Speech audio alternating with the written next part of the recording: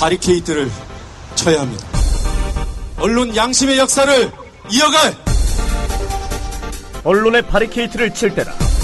YTN 해직 기자 노정면의 뉴스바.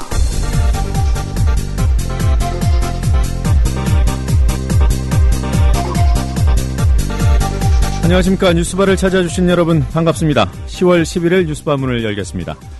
오늘 어떤 메뉴들이 준비되어 있는지 살펴볼까요? NLL 대화록 논란이 새누리당의 녹음 파일 공개 요구로까지 번지자 북한이 과거 박근혜, 김정일 대화를 공개할 수 있다는 입장을 밝혔습니다. 뉴스의 재구성에서 들려드리겠습니다. 이명박표 부실 사업이 또 수천억 원의 혈세를 삼키게 생겼습니다. 외국 학교에 거액의 로열티까지 갖다 바치고 있는 제주국제학교, 그 빚더미 사업의 실태를 짚어보겠습니다. 국회 국토교통위원회 민주당 이미경 의원 연결합니다. 삼성일가 신문인 중앙일보의 대학평가에서 삼성이 운영하는 성균관대학이 종합대학 1위에 올랐습니다. 언론사의 대학평가 괜찮은 것인지 홍기빈 박사에게 손에 잡히는 답을 여쭤보겠습니다. 오늘 시사 애너그램 공갈에서는 처음으로 영어 애너그램을 소개합니다. 잠시 뒤에 오겠습니다. 학교폭력 피해 80%는 초등학교 때 시작됩니다. 초등학생 가해자는 3배 이상 늘었습니다. 스마트폰 왕따 문자 6배 이상 늘었습니다. 그런데 놀랍게도 피해 학생의 80%는 부모님께 말하지 않습니다. 이젠 걱정하지 마세요. 미리 다 알려주는 자녀 보호 어플 스마트 보디가드가 있습니다. 자녀의 학교폭력 문자, 인터넷 고민 검색, 실시간 위치, 유해 컨텐츠를 24시간 감지하여 부모님께 다 알려드립니다. 미리 알면 안심할 수 있습니다. 구글 플레이에서 우리 아이 첫 번째 지킴이 스마트 보디가드를 설치하세요. 지금 옥션과 지마켓에서 스마트 보디가드를 검색하시면 50% 할인된 요금으로 이용하실 수 있습니다. 전국민 몬스터 사냥 대작전, 우리는 사냥 친구. 더 이상 혼자 하는 사냥이 아니다. 카카오 친구들과 초거대 몬스터를 사냥하고 마석을 모아 위기에 빠진 왕국을 구원하세요. 친구와 함께하면 2배는 재밌고 10배는 신난다. 거대한 몬스터를 만나면 친구에게 도움을 요청하고 힘을 합쳐 함께 사냥하세요.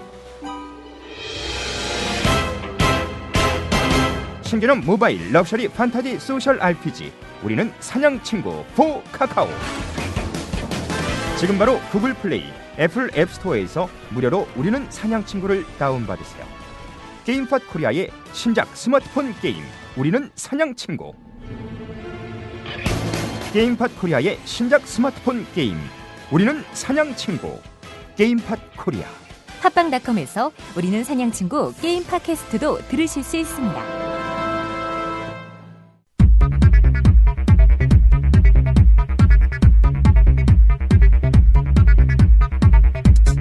주요 뉴스들 몇 가지 간추려드리겠습니다. 봉화 이지원에서 찾아 복구했다는 NLL 대화록 초본의 공개 요구를 검찰이 거부했습니다. 그동안 검찰은 이 초본의 삭제가 내용 은폐 증거일 것으로 판단해왔으나 참여정부 인사들은 이 초본과 검찰이 별도로 찾아낸 완성본 사이에 오류 정정 외에는 특별한 차이가 없다며 공개를 통한 대조를 요구했습니다. 문재인 의원이 검찰에 자신을 소환하라며 NLL 대화록 문제에 정면 대응을 하고 나섰습니다. 문재인 의원은 보도자료를 통해 검찰이 짜맞추기식으로 수사가 아닌 정치를 하고 있다며 실무자들 괴롭히지 말고 자신을 소환하라고 요구했습니다.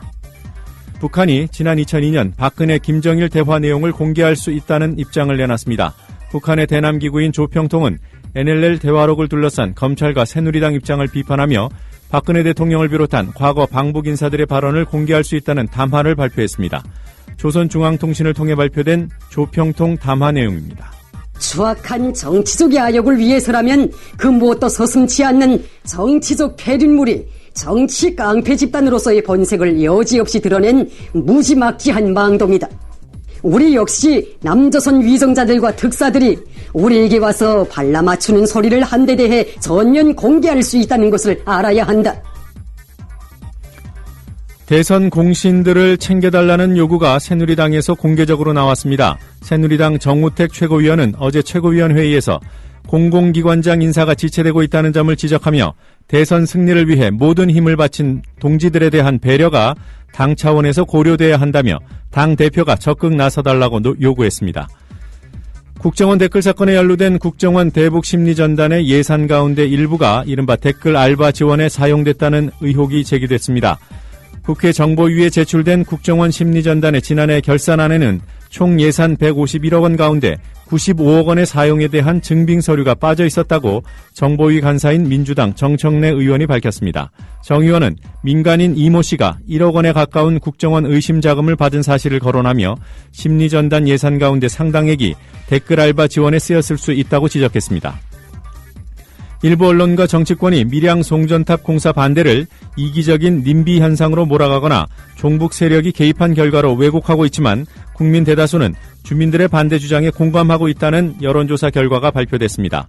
환경운동연합과 서울대 보건대학원 직업환경건강연구실 등이 리서치뷰의 의뢰에 실시한 여론조사에서 응답자의 66.1%가 주민 반대가 일리 있는 우려라고 응답했으며 근거 없는 반대라는 응답은 17.6%에 그쳤습니다. 수만 명의 개인 투자자들에게 손실을 끼친 동양그룹이 그룹 내 대부업체가 보유하고 있던 동양시멘트 주식 77만 주를 동양시멘트에 대한 법정관리 신청 직전에 처분했다고 국민일보가 보도했습니다. 금융감독원은 법정관리 신청이라는 중요한 미공개 정보를 이용한 불공정 거래일 수 있다고 보고 조사에 들어갔습니다. 간추리 뉴스였습니다.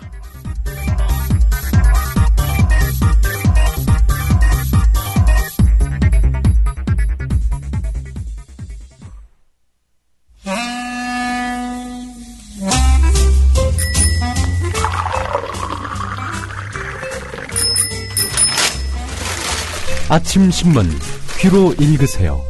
김영민의 조간 브리핑. 네, 조간 신문들 살펴보겠습니다. 김영민 PD와 함께합니다. 안녕하세요. 네, 안녕하십니까. 예.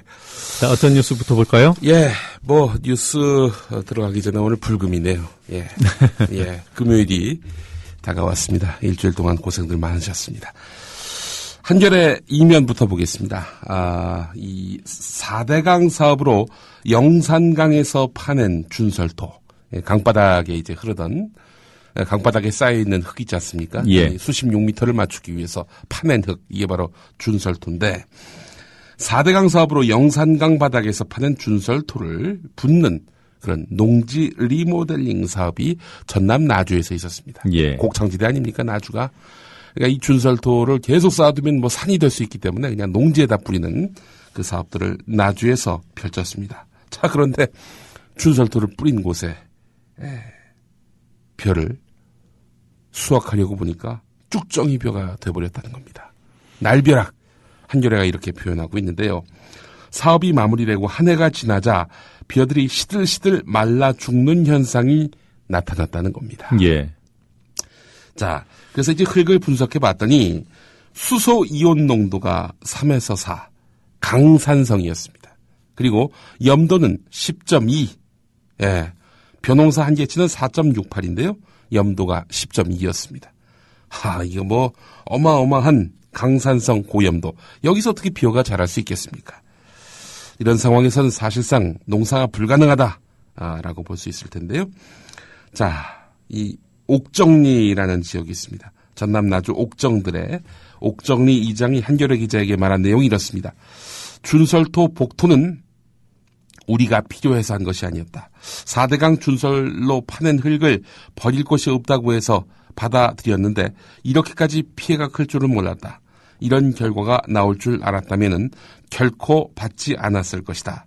이렇게 말했습니다. 한편 사업 시행자 측인 한국농어촌공사의 입장은 무엇일까? 옥정들의 피해를 인정하고 660제곱미터 지역 1마지기당 수확량이 480kg 안팎에 미치지 못하면 차액을 보상하겠다는 입장입니다. 농민들이 대체 웬 날벼락입니까? 한 사람이 그런 마음만 먹지 않았으면은 온 국민이 또 온 생물이 이렇게 고통을 겪지 않았을 텐데 말이죠. 예. 4대강과 관련한 그런 국민 생명이 말이죠. 이명박 씨가 자전거 타고 네. 그걸 라이딩이라 그래요. 그런 거 즐기지 말고 네. 이런 데 데려와서 한번 보여줬으면 좋겠습니다. 예. 한겨레에 실린 사진을 보니까 벼가 마르다 못해서 타들어가는 듯한 그런 사진이 폭탄 맞은 실렸습니다. 것 같아요. 이게. 네. 예. 자, 이 쌀을 다 이제 수매를 해준다면은 농어촌공사 쪽에서 말이죠. 수매는 못하죠. 이 쭉정이 비어 상태로 이명박 씨 집에다 보내줬으면 좋겠어요. 그래서 이걸로 먹으라고. 예, 솔직한 심정입니다. 예. 자, 중앙일보를 보겠습니다. 중앙일보는 수산물 이야기입니다. 일본산 수산물에 대한 수입 제한 조치에 대해서 일본이 공식적으로 철회를 요구했습니다. 자, 그런데 일본 정부가 지난해도 아닙니다. 올 8월 한국에 보내온 일본산 수산물의 방사능 측정 조사 결과에 따르면 8%의 수산물에서 기준치를 초과하는 방사능이 검출된 것으로 밝혀졌다는 겁니다. 100마리 잡았다면 8마리가 방사능 오염됐다 이런 얘기 아닙니까? 자, 이에 대해서 이를 언론에 알린 민주당 박병석 의원은 후쿠시마의 방사능이 사고 직후보다 10% 절감됐다고는 하지만 위험 지역에 대한 우리의 수입 제한 조치가 매우 합당했음을 보여주는 것이다 라고 말했습니다. 그러니까 일본 정부가 일본산 수산물에 대한 수입 제한 조치를 철회할 것을 요구한 것이 그건 대단히 부당하다 이런 얘기 아니겠습니까? 이런데도 불구하고 일본 대사는 공동조사에 응할 수 있다는 입장을 밝힙니까? 글쎄 말입니다. 이 공식 문건에서도 일부 수산물에서 기준치를 넘는 방사능이 검출된 것으로 드러났음에도 불구하고 일본은 과학적 근거가 없다면서 수입 제한의 철폐를 요구하고 있으니 참으로 이런 유체이탈도 없는 것 같습니다. 일본만 문제가 아닙니다. 일본 정부만 문제가 아니라요. 이 보고서를 받을 시점이 8월이었습니다. 예. 그때 8월에 우리 정부 당장 총리부터 방사능 우려를 괴담이라고 일축했습니다. 학자들까지 나서서 일본산 수산물 위험하다. 웬만하면 손도 대지 마라. 이런 식으로 얘기했던 때 정부는 무슨 소리냐. 하여간 방사능 우려는 괴담이다 이런 식으로 얘기를 했단 말이죠. 선후 관계가 괴담이라고 한 다음에 이걸 받아보고 깜짝 놀라가지고 그것부터 그 국민들에게 또 알려야 될 거 아닙니까? 그걸 안 알린 책임이 있는 거죠. 예, 네. 그렇습니다. 중앙일보 신면을 보겠습니다. 참 등수 좋아해요. 아, 그렇습니다. 그 얘기를 하려는 겁니다. 도시대상 종합순위가 이제 공개가 됐습니다. 1등이 어디냐? 수원시였습니다. 자동차 중심 도시에서 사람 중심 도시로 전환하고 있다. 한 달 내내 차 없는 마을로 가꾼 수원. 수원이 1등이다. 2등은 전북 무주군이다. 3등은 강원도 강릉시다. 제가 지금 얘기하는 건 순위가 중요하다는 게 아닙니다. 이런 도시 순위를 과연 누가 매겼느냐? 중앙일보입니다. 며칠 전에 그 대학 평가를 냈던 중앙일보 아닙니까? 예. 이번엔 또 도시평가입니다. 관련한 2011년 10월에 나온 한겨레 21 기사를 제가 좀 소개해드리겠습니다. 랭킹 산업이 번성하고 있다. 대학 평가를 처음 시작한 미국 US 뉴스 앤드 월드 리포트 같은 경우 평가 결과를 중계, 보도하는 전 세계 언론 덕분에 인지도를 키웠고 평가 자료를 바탕으로 대학 진학 가이드북을 펴내 추가 수입을 올린다. 나아가 고등학교 순위, 병원 순위, 자동차 순위 등으로 사업 분야를 확장하고 있다. 대학 순위가 발표되면 이 잡지의 가판 판매율은 50% 가까이 늘고 웹사이트 페이지 뷰도 20배가량 상승하는 것으로 알려져 있다.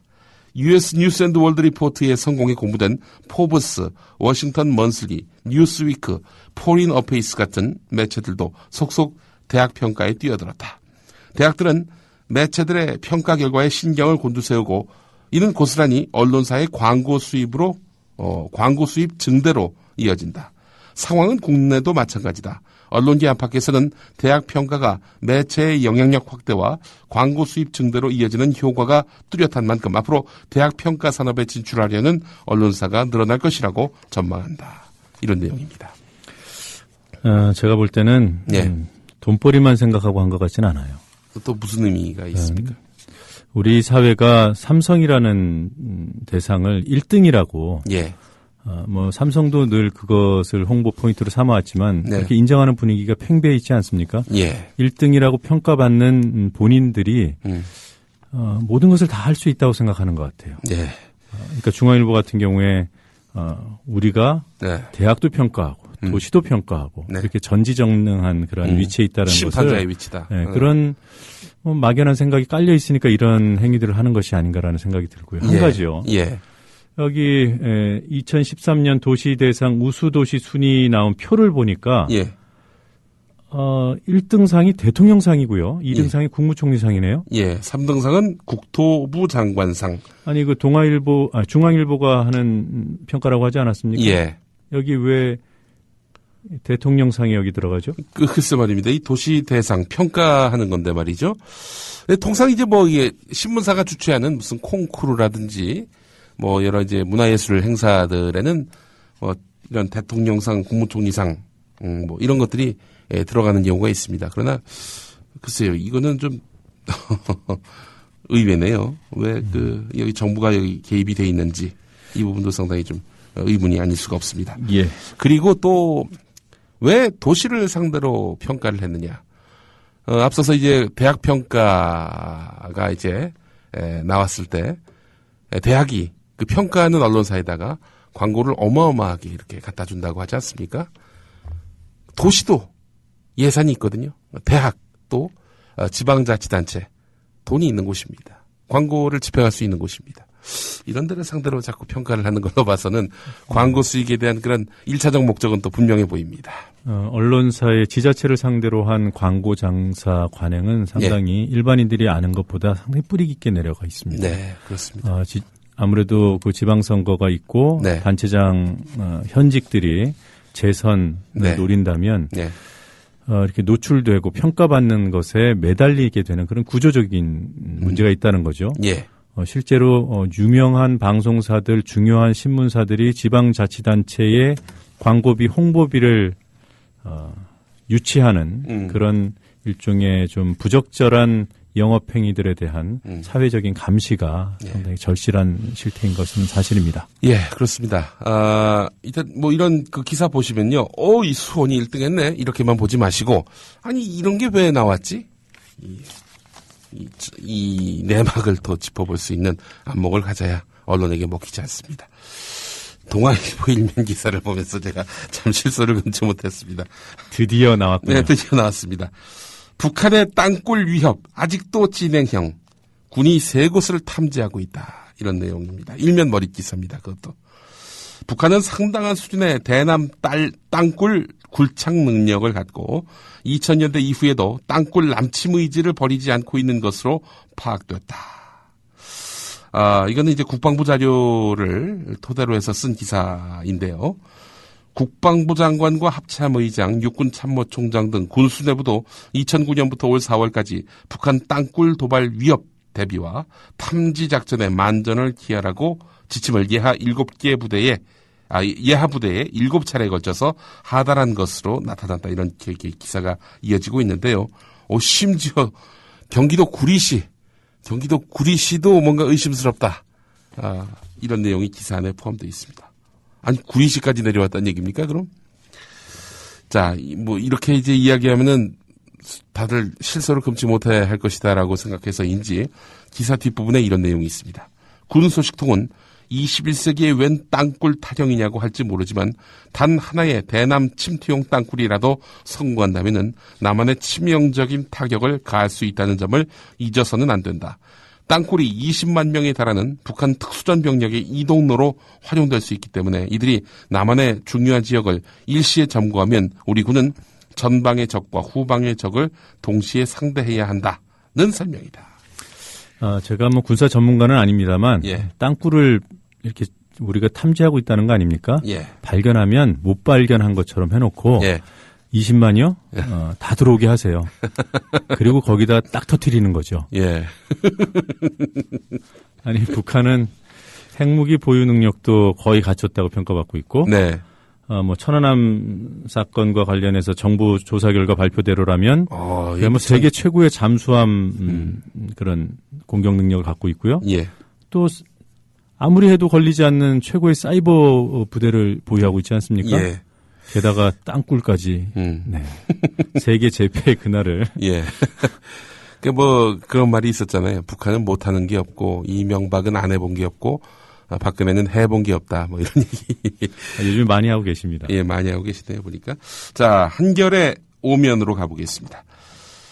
국회 정무위원회가 일부 기업인의 국정감사 증인 채택을 돌연 철회했습니다. 요 며칠 동안 조선중앙동아일보가 열을 올리면서 아니 국감에 왜 기업인들을 불러가지고 호통치고 야단치고 그렇게 해서 국민들한테 점수 따려고 하느냐.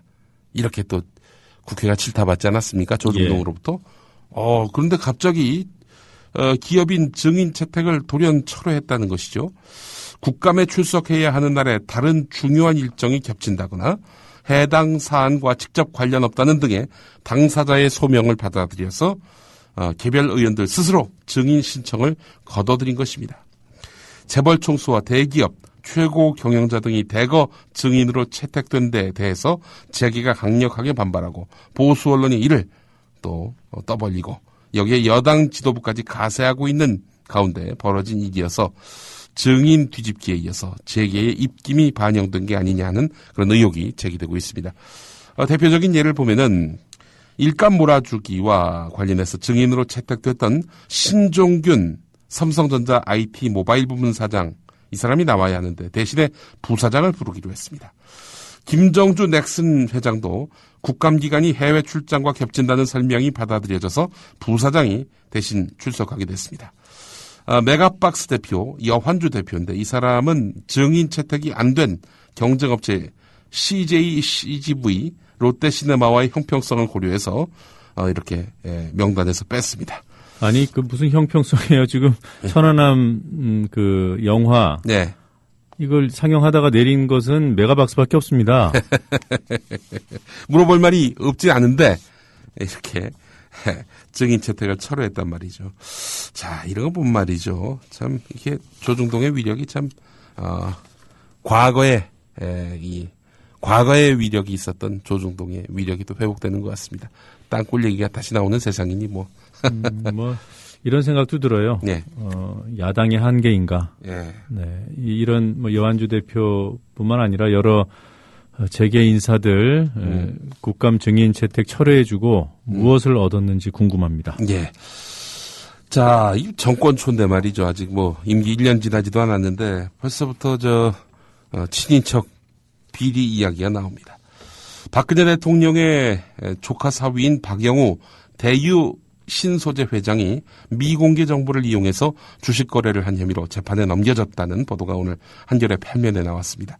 서울중앙지검 금융조세조사 1부가 지난해 2월에 대유 신소재의 전년도 매출이 크게 줄고 당기 순이익이 적자로 전환되는 사실을 미리 알고 이 박영우 회장과 박근혜 대통령 조카이자 박 회장의 부인인 한유진 씨 등 가족들이 갖고 있던 주식 227만 4,740주를 팔아서 9억 2,700만 원의 손실을 피한 혐의로 이 박영우 회장을 불구속 기소했다고 밝혔습니다.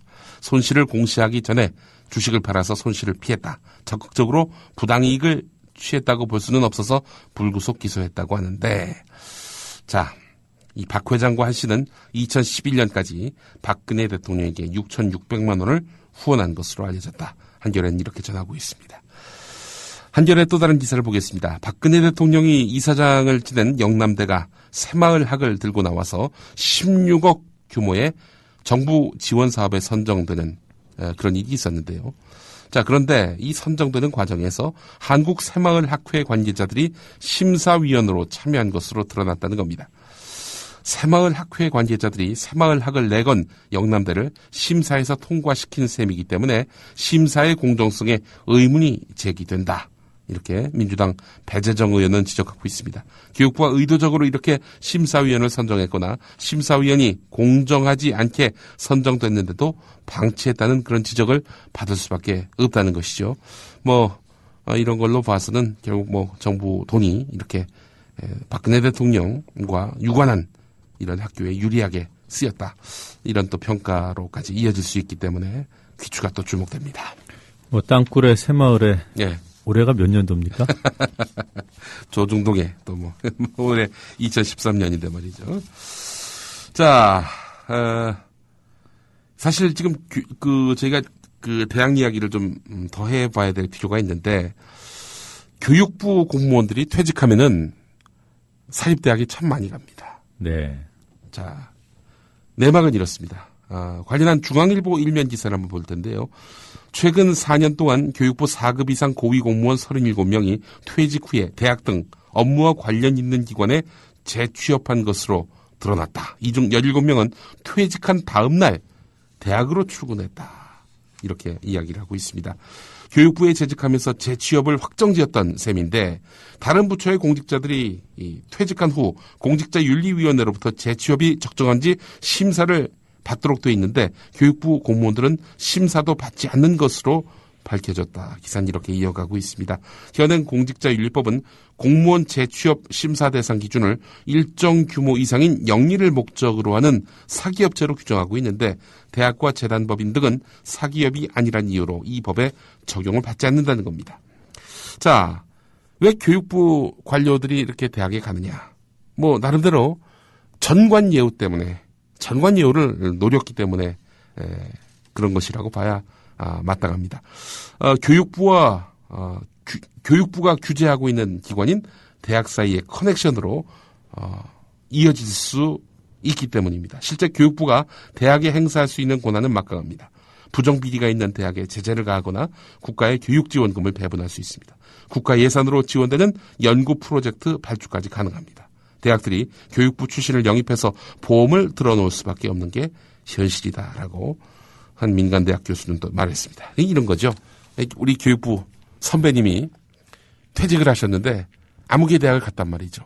그 아무개 대학에 대해서 제재를 가할 수가 없죠. 아니 그 선배님이 가 계셨는데 또 아울러 제재를 가할 수 없는 정도가 아니라 이 선배님이 계신데 또 나중에 내가 퇴직하면 또 날 끌어줄 수 있기 때문에 또 이제 그 대학에 또 지원을 해줄 수 있는 거고요.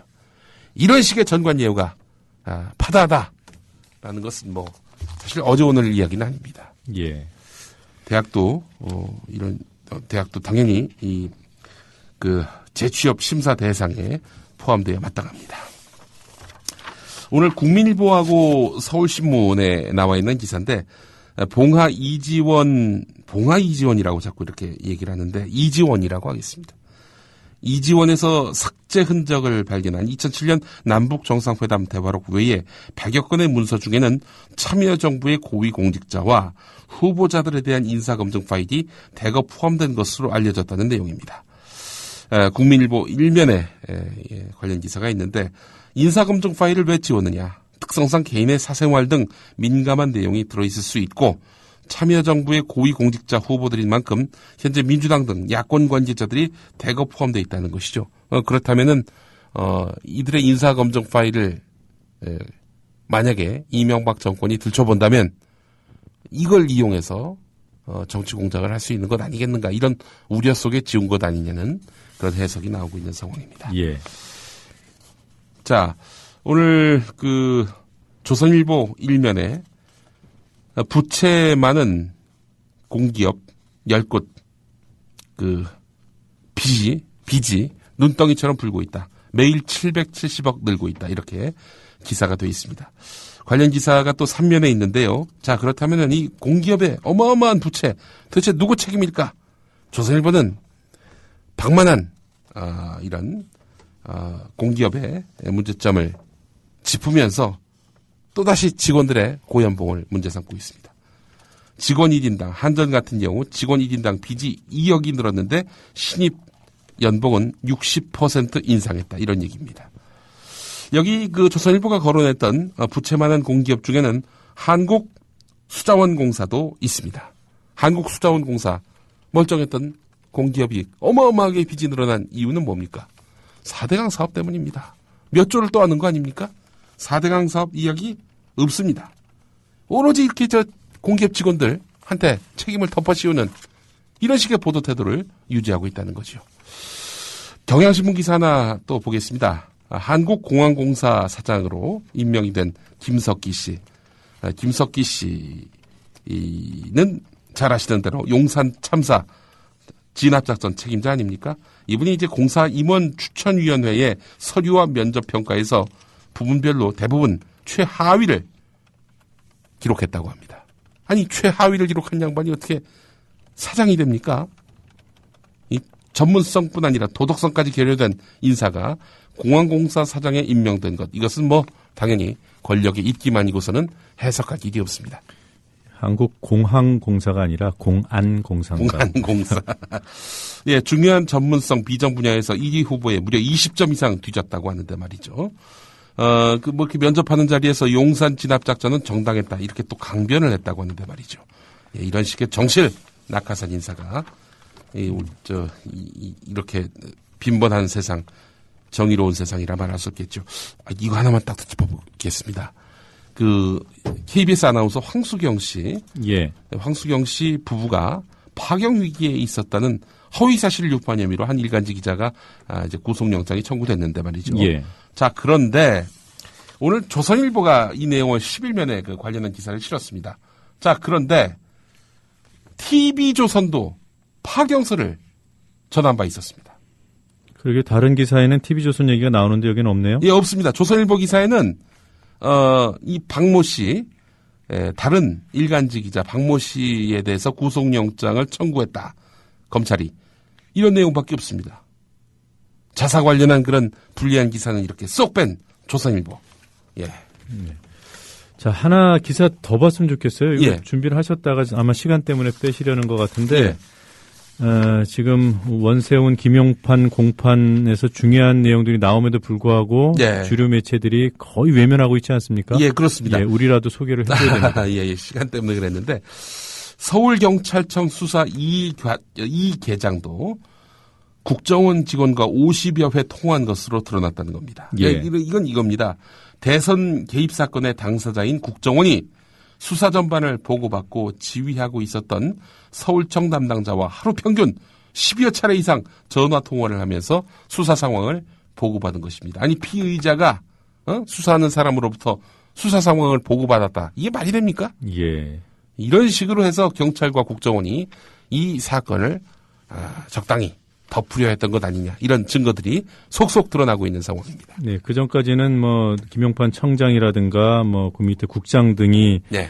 그 국정원하고 이렇게 조율한, 그러니까 간부끼리만 통한 것처럼 되어 있습니다만, 이 계장도 간부는 간부죠. 그러나, 예. 사실 실무선에 가까운 사람인데, 수사 이 계장도 국정원 직원하고 통화를 했다면, 예. 전 라인에 걸쳐서, 예. 사실상 회의한 셈입니다. 예. 그러니까 실무선서부터 이게 마사지 하려 했다. 이렇게 또 볼 수 있는 부분 아니겠습니까? 네. 예. 오늘 여기까지 하겠는데요. 준비한 노래는 거북이의 왜 이래입니다. 네. 이 나라가 총체적으로 이렇게, 후진화되고 있으니 이 도대체 어찌된 일인가? 왜 이럴까? 해서 거북이의 왜 이래 준비했습니다. 네, 오늘도 수고하셨습니다. 예.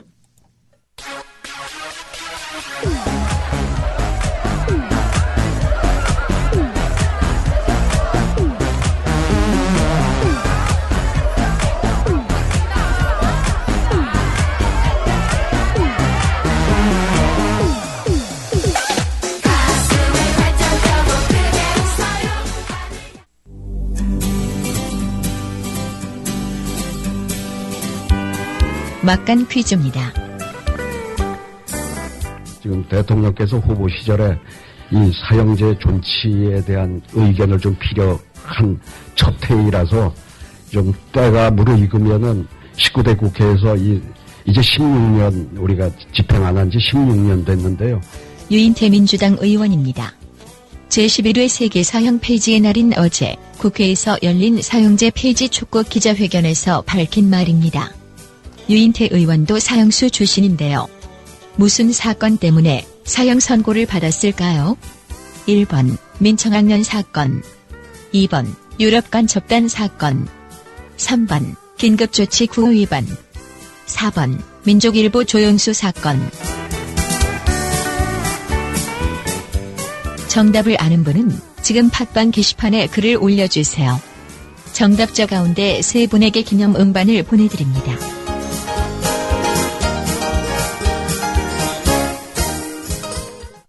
돌발 영상을 보실 때마다 그 뒤에 숨은 제작자가 궁금하지는 않으셨습니까? 돌발 영상 노종면 PD. 자, 국보 1호 숭례문의 붕괴 가능성이 시간이 갈수록 더 커지고 있습니다. 현장 상황을 좀 정리를 해주셔야겠어요. 네, 그렇습니다. 안녕하십니까. 뉴스타파 앵커 노종면입니다. 3년 5개월 만에 스튜디오 아닌 스튜디오에 앉아 카메라를 바라봅니다. 지금 여러분께서는 YTN 해직 기자 노종면이 진행하는 노종면의 뉴스바를 듣고 계십니다. 노종면의 뉴스바는 매일 아침 7시부터 9시까지 국민TV 라디오로 방송됩니다. 정치인당 제시해야죠. 국제뉴스 한반도 정세를 한눈에 황준호의 월드리뷰.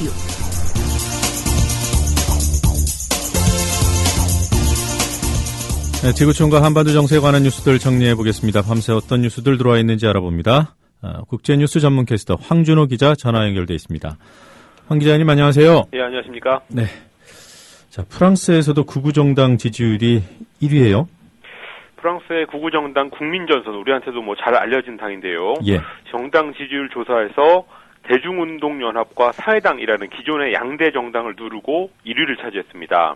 한 주간지가 내년 5월 유럽의회 선거를 앞두고 정당 지지도를 조사했는데요. 국민전선이 지지율 24%를 얻어서 중도 우파인 대중운동연합의 22%, 그리고 현재 여당인 사회당 19%보다 더 많이 나왔다고 어제 보도했습니다. 국민전선이 이렇게 전국 단위의 여론조사에서 1위를 한 것은 프랑스 역사상 이번이 처음입니다. 프랑스가 좀 많이 변한 건가요? 그렇습니다. 프랑스는 톨레랑스, 관용과 개방의 나라로 잘 알려져 있는데 예. 몇 년 전부터 이 무슬림들의 히잡 착용을 단속하는 등등 우리가 알던 톨레랑스하고는 다른 모습이 점점 많이 나왔습니다. 국민전선은 장 마리 르펜이라는 사람이 만들었고 이민 반대, 민족주의 이런 구호로 2002년 대선에서 이미 사회당을 누르고 결선 투표에 진출했던 적이 있습니다. 그때 한국에 많이 알려졌었는데 길게 보면 아마 그때부터 이렇게 프랑스의 극우적 흐름이 커졌던 거고요. 유럽의 여러 나라에서 극우파들이 세력을 키우는 현상을 프랑스가 끌고 있다고 봐도 무리가 없을 것 같습니다. 지금은 르펜의 딸 마린 르펜이라는 사람이 이끌고 있는데 작년 대선 1차 투표 때 18%를 득표해서 3위를 차지했었습니다. 그런데 결선 투표라는 프랑스의 선거제도 때문에 작년 총선에서는 2석밖에 못 얻었지만 지지율에서만큼은 대중운동연합하고 사회당을 위협해왔습니다. 그동안. 네, 국민전선도 분열과 세력을 이어가고 있군요. 그러네요. 예. 네, 역시 먹고 사는 문제 때문에 극우 세력이 커지는 겁니까? 프랑스의 이민자가 크게 늘어나면서 치안이 불안해지고 또 일자리가 줄어든 것 이런 것들에 대한 불만이 국민전선의 지지율 상승으로 이어지고 있다고 분석되고 있습니다. 네. 특히 일자리 문제 때문에 젊은 사람들의 지지가 강하고요. 또 프랑스 우파 쪽에서 사르코지 전 대통령 이후에 뚜렷한 지도자가 안 나오면서 우파 지지자들이 국민전선에 몰리는 그런 효과도 있다고 합니다. 알랭 들롱 같은 프랑스의 국민 배우도 최근에 공개적으로 국민전선 지지를 선언했는데요. 어쨌든 매우 우려되는 현상이 아닐 수 없습니다. 전 세계 상위 1%가 세계 부의 절반을 차지한다. 이런 연구 결과가 나왔군요. 크레디트 스위스 은행이 2013년 세계 부 보고서라는 걸 냈는데요. 상위 1%의 부자들이 전 세계 부의 46%를 차지하고 있고 또 상위 10%로 확대를 해보면 전 세계 부의 86%를 차지하고 있을 정도로 부의 집중이 심해졌다고 합니다. 전 세계 100만 장자의 수는 총 3,168만 명인데요. 그중에서 40% 정도가 미국에 살고 있습니다. 우리나라의 100만 장자는 25만 1000명인데 앞으로 5년 뒤 2018년에는 거기에 2배 가까이 늘어날 거라고 예측됐습니다. 이런 속도는 브라질, 폴란드 이런 나라들하고 같이 세계에서 가장 빨리 100만 장자가 느는 속도입니다. 예. 자, 일본에서는 후쿠시마 원전 사고가 끊이지 않고 있는데요. 이유가 분석됐습니까?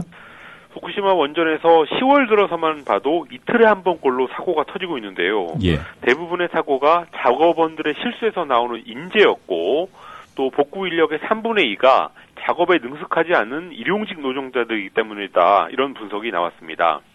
매일 투입되는 3,000명 중에서 2,000명이 하도급 업체의 직원인데요. 그저께 오염수가 나와서 피폭됐던 6명도 다 하도급 업체 직원들이었습니다. 이게 불가피한 부분도 있는데요. 작업원들이 연간 허용치를 넘어서는 피폭을 당하면 현장에 다시 투입될 수 없는데 그러다 보니까 새로운 인력이 계속 들어가야 돼서 어쩔 수 없이 비숙련 작업원들이 들어갈 수밖에 없다고 합니다. 네, 이런 문제점들은 오래전부터 지적되지 않았어요? 그렇습니다. 워낙 이게 위험한 일이다 보니까 그래서 일당이 높고 그러다 보니까 일본 전국적으로 가장 밑바닥에 있는 노동자들이 많이 몰린다. 이런 보도가 오래전부터 있었습니다. 그런데 하도급의 구조가 워낙 복잡해서 요즘에는 우리 돈으로 한 15만 원 정도 하는 일당도 제대로 못 받는 사람들이 많다고 합니다. 그리고 원전 작업원을 모집하는데 조직폭력배가 개입했다는 정황도 있어서 요즘 일본 검찰이 수사를 하고 있습니다. 도쿄전력이 산업을 투입하기 전에 상당 기간 훈련을 시키고 또 방호복도 좀 더 비싼 걸 지급해서 피폭력을 줄여야지 해결이 될 것 같습니다. 그렇지만 도쿄전력은 돈이 없다 이런 이유로 다른 원전을 재가동해야겠다 하는 식으로 좀 엉뚱한 생각만 하고 있다는 점이 일본 내에서도 지금 비판을 받고 있습니다. 예. 노벨 문학상을 타게 된 그 캐나다의 앨리스 몰로요? 네. 예. 어떤 분입니까? 82세 여성 소설가인데요. 단편소설 작가로는 처음으로 노벨상을 받았고 또 캐나다 국적 작가로서도 첫 번째 수상이었습니다. 스웨덴 할리먼이 어제 수상자를 발표하면서 단편소설의 거장이다라고 아주 짧지만 분명한 선정 이유를 내놨고요. 또 할리먼의 종신 서기는 인터뷰에서 평범한 사람들, 위대한 감수성이라고 멀로의 문학을 표현했습니다. 지금까지 단편집 16권을 발표했고 세계 20여 개의 언어로 번역 출간됐습니다. Away from Her라는 영화가 이 멀로의 소설을 원작으로 만든 건데 우리나라에서도 적잖은 반응이 있었고 또 최근 한국에서는 총 4권이 번역돼서 출간돼 있습니다. 네. 일본 소설가죠. 무라카미 하루키 수상과 관련된 오보가 있었군요. 극우 산케이 신문이 어젯밤에 인터넷판에서 하루키가 노벨 문학상 수상자로 결정됐다는 오보를 냈습니다. 네. 발표 5분 전쯤에 잘못된 기사를 띄웠다가 발표 직후에 바로 내렸는데요. 하루키가 되면 내보내려고 준비했던 기사가 있었을 텐데 그거를 실수로 내보낸 것 같습니다. 그리고 자기네 나라가 작가가 탔으면 하는 극우 언론의 어떤 우국 충정 이런 것들이 빚은 사고인데요. 하루키한테 정말 못할 짓을 저지른 것 같습니다. 네. 자, 리비아 총리가 납치됐다고 풀려났군요. 알리 자이단 총리가 어제 새벽에 트리폴리의 한 호텔에서 혁명작전 조정실이라는 단체한테 납치됐다가 몇 시간 만에 풀려났던 일이 있었습니다. 예. 재작년 카타피 대통령 축출에 참여했던 반군 단체인데요. 기본적으로 미국과 같은 서방을 반대하는 성향을 가지고 있습니다. 그런데 미국이 지난 5일에 리비아에 특수부대를 투입해서 알카에다 요원을 체포했던 일이 있었는데 그 과정에서 친서방 성향의 자이단 총리가 미국을 도왔다고 이 단체가 의심하게 되면서 그에 대한 보복으로 납치를 한 것으로 알려졌습니다. 네. 자, 리비아 상황 요즘 어떻습니까? 재작년 10월 카다피 축출 후에 리비아는 완전히 무법천지 상황입니다. 예. 작년 10월에 재헌의회 투표가 있어서 선거가 있어서 자이단이 총리가 됐고 현재 과도정부 상태인데요. 카다피 축출에 참여했던 이슬람주의 무장그룹들 그리고 군벌들 이런 데에서 활개를 치고 있습니다. 카다피 축출 당시에 서방에서 반군들한테 줬던 무기가 회수되지 않으면서 군벌들이 나타났고 특히 동부 쪽의 군벌들은 중앙정부로부터의 자치를 주장하면서 석유 생산까지 통제하고 있습니다. 미국, 영국, 프랑스 같은 서방 국가들이 결국 알카에다 같은 이슬람주의 단체들한테 무기를 쥐어준 꼴이 됐는데요. 사실 재작년에 서방이 카다피 축출 작전을 할 때부터 이런 상황이 우려돼서 군사작전 말고 다른 방법을 써야 된다라는 의견이 많이 나왔었는데 그거를 무시하고 무작정 공습했다가 서방이 제발목을 잡은 셈이 됐습니다. 네. 자, 미국의 글렌데일이라는 시가 있잖아요. 예. 네, 거기 위안부 소녀상이 세워져서 화제가 됐었는데 시장이 이상한 말을 했군요. 작년에 미국 최초로 위안부 소녀상, 평화의 소녀상이라고 하죠. 이거를 시 소유의 땅에다 세웠었습니다. 네. 그런데 데이브 위버라는 시장이 최근에 사쿠라 TV라는 일본 극우 성향의 방송하고 인터뷰를 하면서 우리가 벌집을 건드렸다. 소녀상을 세우지 말았어야 됐다라고 말했습니다. 여기는 워낙 작은 도시라서 시의원 5명이 돌아가면서 시장을 맡는데요. 작년에 소녀상 건립을 결정할 때 시의원 5명 중에서 유일하게 혼자 반대했던 사람입니다. 시가 국제 문제에 말려들었고 일본에서 가장 미움을 받는 곳이 됐기 때문에 후회한다라는 이유를 댔는데요. 글렌데일의 자매 도시인 일본 히가시 오사카 시장이 지난 7월에 관계 단절을 통보하는 편지를 보냈다는 사실도 이번에 공개했습니다. 예. 뭐 특별한 정치적인 배경이 있는 건 아니에요? 미국 지자체에서 위안부 소년상을 세운다거나 아니면 뭐 지방의회가 위안부 결의안을 채택하려고 하면은 일본 쪽에서 반대 로비가 집요하게 들어간다는 거는 잘 알려져 있습니다. 예. 아마 그런 것들이 영향을 미쳐서 뒤늦게 이런 말을 한 것 같습니다. 그런데 소녀상 건립 공청회 때 이 사람이 했던 발언을 보면 일본군 위안부 강제 동원을 비난하기도 했고 또 그럼에도 불구하고 자기가 건립을 반대하는 거는 뭐 공원 마스터 플랜이 아직 안 세워졌다는 어떤 기술적인 이유로 반대를 했다는 걸 알 수 있었습니다. 그런 걸로 봐서는 어떤 특정한 이념 이런 것들 때문에 이렇게 나중에 다른 말을 하는 건 아닌 걸로 보입니다. 네, 너무 민감하게 볼 사안은 아닌 것 같군요. 예, 좀 지켜봐야 될 것 같습니다. 네, 오늘도 여러 가지 소식 잘 들었습니다. 감사합니다. 고맙습니다. 경남 순회 상공 다마록 문제를 또다시 들고 나와 소동을 피우고 있는 것은 추악한 정치적 야욕을 위해서라면 그 무엇도 서슴지 않는 정치적 폐륜물이 정치 깡패 집단으로서의 본색을 여지없이 드러낸 무지막지한 망동이다. 순회 상공 다마록을 공개한 것은 우리의 최고 존엄에 대한 우롱이고 대화 상대방에 대한 엄중한 도발이다. 우리 군대와 인민은 괴뢰보수 패당의 이번 망동을 절대로 용납치 않을 것이다. 그러면서 종북을 문제 삼으려면 역대 당국자치고 평양을 방문했던 그 누구도 자유로울 수 없다고 지적했습니다. 우리 역시 남조선 위정자들과 특사들이 우리에게 와서 발라맞추는 소리를 한 데 대해 전면 공개할 수 있다는 것을 알아야 한다. 직접 이름을 거론하진 않았지만 위정자란 박근혜 대통령을 가리킵니다. 박 대통령은 2002년 한국 미래연합 대표 자격으로 평양을 방문해 김정일 국방위원장과 만났습니다. 2002년 박근혜 대통령 방북 당시 MBC 뉴스 보도. 박 의원은 기자회견에서 어제 숙소인 백화원 초대소로 찾아온 김정일 국방위원장이 면담에서 그 적당한 장소에 상설 면회소를 만들어서 언제든지 이산 가족들이 만날 수 있는 그런 장소를 마련하겠다는 답방 약속도 재확인했습니다. 적절한 시기에 답방할 의사가 있는 것으로. 박 의원은 김정일 위원장을 대화하기 편한 상대라고 평가했습니다. 김 위원장은 박정희 전 대통령이 나라를 발전시켰다고 평가하고. 이렇게 화기애애했는데 지금은 험한 소리로 박근혜 대통령을 공격하는 북한. 우리의 최고 존엄에 대한 우롱이고 대화 상대방에 대한 엄중한 도발이다.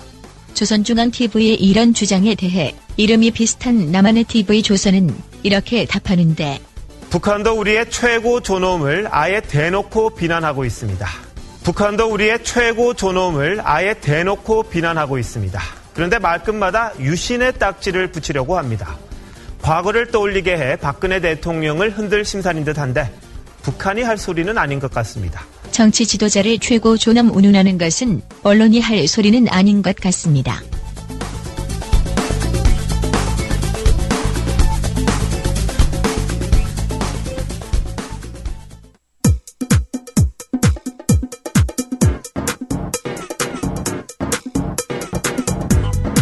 노정면의 뉴스바, 이제는 이슈 탐험입니다.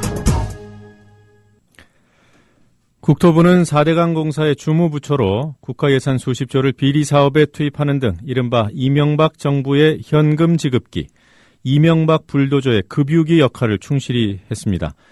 비슷한 사례가 또 드러났습니다. MB가 밀어붙인 제주국제학교 사업에 국토부 산하 공기업이 보증을 섰는데 고스란히 국고에서 물어주게 생겼습니다. 보증 금액이 무려 3천억 원이 넘습니다.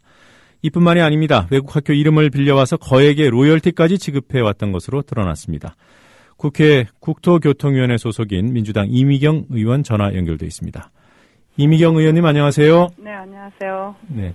자, 먼저 제주국제학교 사업이 무엇인지 간단히 설명을 좀 부탁드리겠습니다.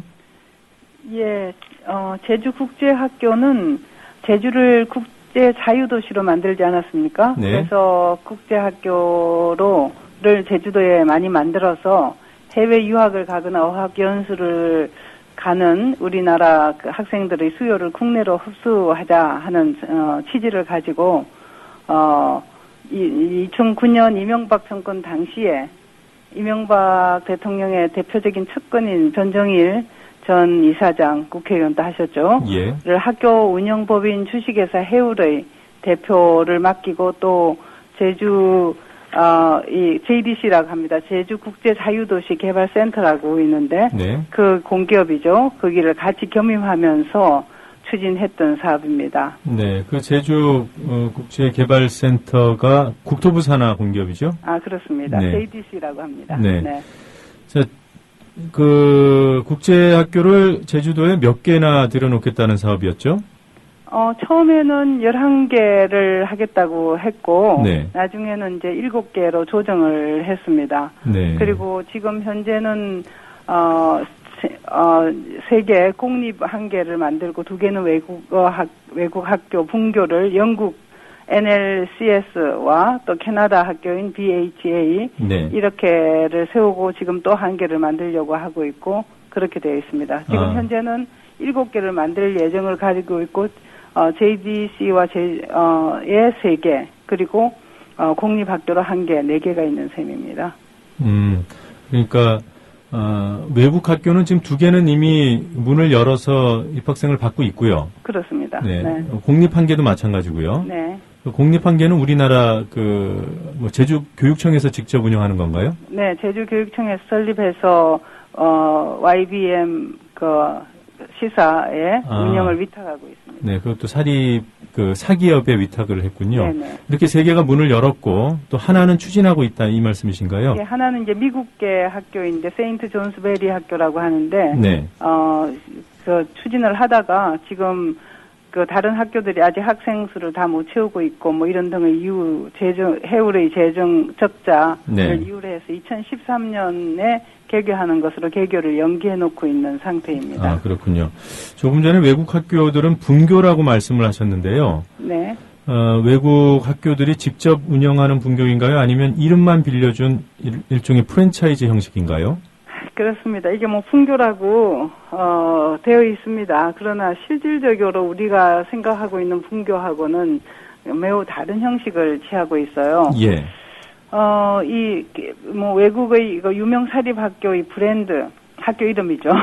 하고 교육 시스템만 빌려온 일종의 프랜차이즈 계약 형식을 취하고 있어요. 예. 그래서 유명 학교의 브랜드 값으로 로열티를 매년 4%씩 지급을 하고, 네. 또 이에 더해서 관리 비용이란 명목으로 교재 개발비 등으로 해서 추가적으로 4.4억 원 이상 또 10억 넘게까지 지급을 하고 있습니다. 네. 그러니까 상식적으로 분교라면은 당연히 사학재단이 교육뿐 아니라 실질적인 학교 운영을 책임져면서 하고 있지 않습니까? 예. 근데 제주국제학교의 경우에는 본교와의 브랜드와 교육 프로그램만 빌려온 그런 식이기 때문에 프랜차이즈식 형식이다 이런 비판을 받고 있습니다. 네, 조금 전에 말씀하셨던 주식회사 해울이라는 곳에서 우리나라 기업이죠. 네. 그 JDC가 설립한 예. 해울이 운영하고 있는 거라는 말씀이시죠? 그렇죠. 해울이 네. 운영을 하고 있습니다. 네. 조금 전에 로열티 말씀하셨는데 로열티가 아까 무엇의 4%인 건가요? 4%라고 그러셨는데.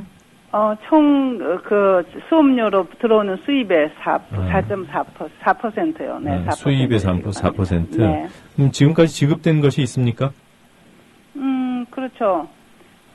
제주국제학교가 개교 2년 만에 네. 로얄티 관리 비용 등 본교 지급액이 총 50억 원에 달하고 있습니다. 그래서 NLCS, 영국 학교죠. 네. 학교는 개교 후에 2년간 총 수업료의 수입이 444억 원인데 네. 이 중에 6.3%인 29억 원이 본교 측에 지급이 됐고요. 네. 또 BHA는 캐나다 학교인데 개교 첫 해의 총 수업료의 133억 수업료 중에 16.2%인 21억 원이 캐나다 본교에 지불됐습니다. 그러니까 관리 비용, 그 다음에는 학교 이름을 빌려선 로얄티 이걸로 지불된 것입니다. 네, 지금까지 지불된 게 이런 것이고 계약을 보면 앞으로도 계속 정기적으로 지불이 되는 거군요. 그렇습니다. 당연히요. 네. 네. 자, 이 운영 주체인 해울이라는 기업을 세운 것이 제주국제개발센터 JDC라고 하셨는데 네. 왜 직접 운영하지 않고 해울을 세웠던 거죠? 그러니까 사업 초기에 예상했던 것하고는 달리 네. 투자자를 찾기가 매우 힘들었습니다. 예. 그러니까 투자자가 이제 열악한 상황 속에서 뭐 일종의 땜질식 처방으로 내놓은 거죠. 그래서 JDC가 SPC라는 투자 그룹을 또 만들고요. 네. 그래서 거기서 학교 건물을 짓게 하고 네. 또 JDC가 또 100% 출자한 자회사인 이제 주식회사 해우를 또 만들어서 예. 학교 운영을 맡겨요. 네. 그리고 거기에서 또 이 손해가 난다든지 하면은 지급 보증을 100% 지급 보증을 JDC가 서는 그런 기형적인 구조로 사업 방식을 채택을 하게 된 겁니다. 네. 그래서 어떻게 해서라도 이명박 대통령이 영어 교육에 대한 굉장한 열의를 가지고 있었지 않습니까? 초기부터. 네, 오렌지 정부였죠. 예, 그렇죠. 그래서 목표한 시간 내에 사업 추진을 성과를 내야지 된다. 이러한 것들 때문에 무리한 사업 추진 방식을 하다 보니까 이렇게 기형적인 구조로 학교를 운영을 해 나가고 거기에서 해울이라는 것이 생겨나게 된 것입니다. 네. 그 JDC가 해울의 출자도 100% 하고 또 해울이 명목상 운영을 하지만은 거기서 생기는 손해를 다 지급 보증까지 한다고 하셨는데 네. 그러니까 결국은 해울이 사업에 실패하면 그 피해는 고스란히 JDC가 안게 된다는 거죠? 그렇습니다. 네. 그 얘기는 조금 이따 다시 해보도록 하고요. 네. 네. 지금 이 국제 학교들 학생들이 어느 정도 모이고 있습니까?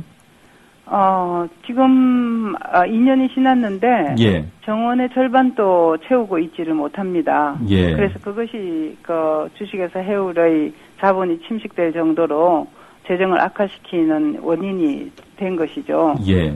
그리고 또 미국의 학교인 세인트 존스베리 개교도 1년 연기된 이유 중에 하나고요. 네. 그러니까 세인트 존스베리 학교까지를 또 세우면은 그렇지 않아도 다른 학교도 반밖에 못 채웠는데 또 옮겨간다든지 또 뭐가 생길 수 있지 않습니까? 예. 그래서 좀 늦춰진 거예요. 네. 그래서 이게 총 정원이 1,500명 정도 되거든요. 네. 그게 지금 현재 735명만 NLC에서는 재학 중에 있고 또 BHA도 1,212명 정원 중에 지금 536명만 재학 중에 있고 네. 또 공립학교인 KIS도 480명 정원에 112명만 재학 중에 있는 그런 상태입니다. 예. 이거 뭐 학교도 다 지어놓고 이렇게 돼버려서 문제가 간단치 않을 것 같은데요. 네. 그 해울이 안고 있는 부채 규모가 어느 정도 됩니까? 부채 규모가 좀 심각하죠. 그러니까 작년 7월달에 네.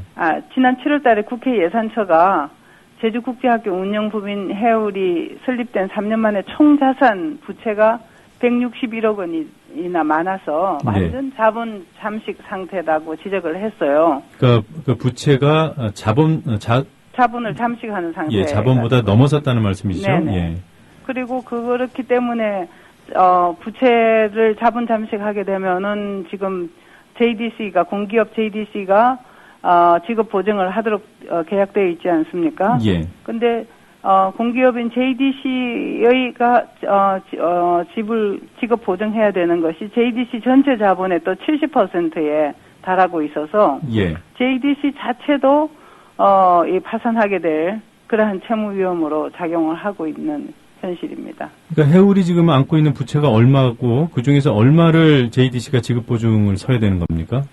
해울의 부채가 2010년에는 38억 원이고 2011년 1,422억 원으로 급증을 했어요. 네. 그리고 또 2012년에 가서는 3,668억 원이 돼서 네. 총 자산이 3,507억 원이거든요. 네. 그거보다 이제 훨씬 많아진 것이죠. 161억 원이나 많아진 것입니다. 예, 수치가 많이 나와서 제가 청취자 여러분들께 다시 한번 정리를 해드리겠습니다. 예. 해울이라는 이 국제학교 운영 기업의 자본금은 3,500원인데, 네. 500억 원인데, 부채가 이미 자본금을 200억 가까이 초과해서 3,700억 가까이 됐다는 거죠. 예. 그리고 이 해울이 안고 있는 3,700억 부채는 거의 대부분을 그냥 해울 하나 망한다고 끝나는 것이 아니라 지급 보증을 선 JDC가 떠안게 된다는 거죠. 네, 그렇습니다. 네. 그 JDC의 자본금은 제가 확인해봤더니 4,500억 정도 되더군요. 네. 이 중에서 70%를 지급 보증할 수 있다면 거의 뭐 3,700억 거의 대부분을 JDC가 떠안는 거 아니에요? 그렇죠. 네. 지금 한 70% 정도 JDC의 자산의 70% 정도에 달하고 있습니다. 네, 네. 3,100억 원이 넘더군요. 네. 그러면 해울이 회생할 가능성 어느 정도로 보십니까? 회생할 가능성이 지금 현재는 매우 적다고 봐요. 네. 그러니까 지금 해울의 부채가 아까 3,668억 원인데 네. 이 유동 비율이 점차 지금 급감하고 있는 상태에 있어요. 그래서 네. 현 상태로 학생을 목표한 대로 채운다 하더라도 예. 향후 2, 3년 내에는 이 현격한 부채 감축을 하기는 굉장히 힘든 상태에 있습니다. 네. 비상한 상태에 놓여 있습니다. 네. 그러면 이 3천억이 넘는 해울의 빚을 JDC가 떠안는다는 것은 결국 이게 공기업이니까 혈세가 들어가는 건가요? 그렇습니다. 그래서 JDC가 지급 보증 못하고 있는 것에 대해서는 결국은 또 혈세로서 갚을 수밖에 없는 상태가 되고 JDC도 결국은 좀 정부가 더 많은 보조를 해야 되지 않는가 하고 국가만 쳐다보고 있는 그런 상태인 것 같습니다. 그러니까 추가 투자를 하라는 그런 입장이겠군요. 예, 그렇죠. 네. 지금 국회에서는 이 문제를 어떻게 대응해야 하는지 이 의원님 견해를 좀 여쭙고 싶습니다. 예, 이렇게 11개 개교를 목표로 했다가 7곳으로 축소되었다고 하지만은 예. 이 7개도 계속 해나간다는 거는 지금 말이 안 되는 겁니다. 그러니까 우선은 여기에서 대폭 이제 더 늘리는 것은 안 되는 방식으로 일단 해야 될 것 같고요. 네.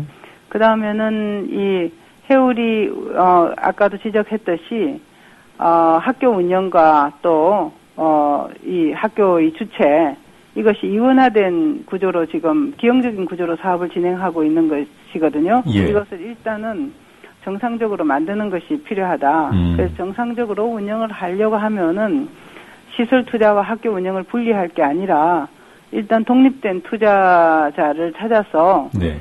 건물 건축부터 학교 운영까지 책임지는 그런 구조를 만들어야 된다 하는 것을 먼저 지적을 해야 될 것 같고요. 예.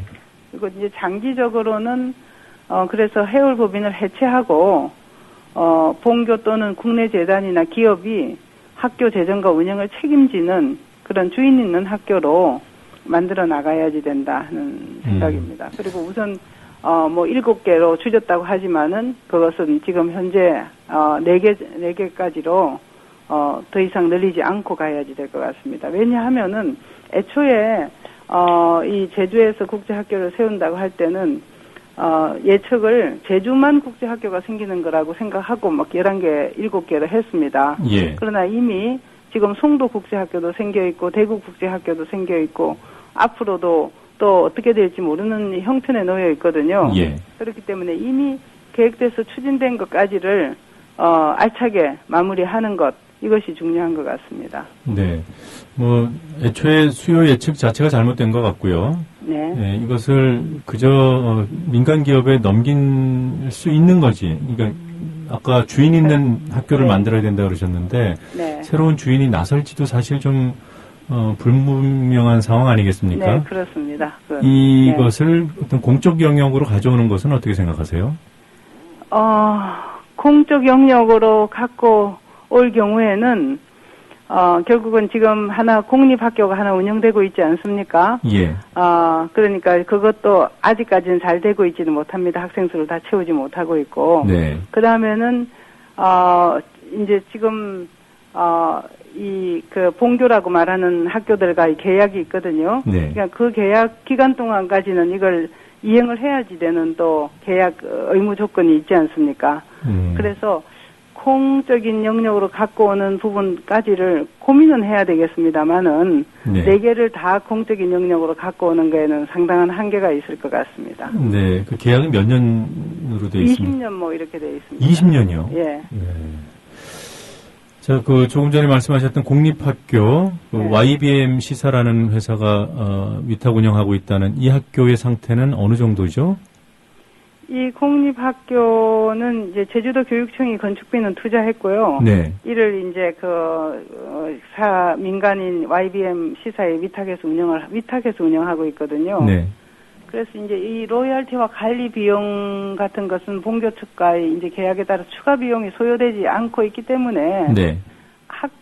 다른 외국 학교들에 비해서 이 1,000만 원 정도 학비는 수업료는 저렴한 편이기는 합니다. 네. 그러나 여전히 아까도 말씀드렸듯이 학생 수는 여기 그렇게 반 이상 훨씬 못 미치게 채우고 있는 그런 형편입니다. 사정은 비슷하군요. 네네. 네.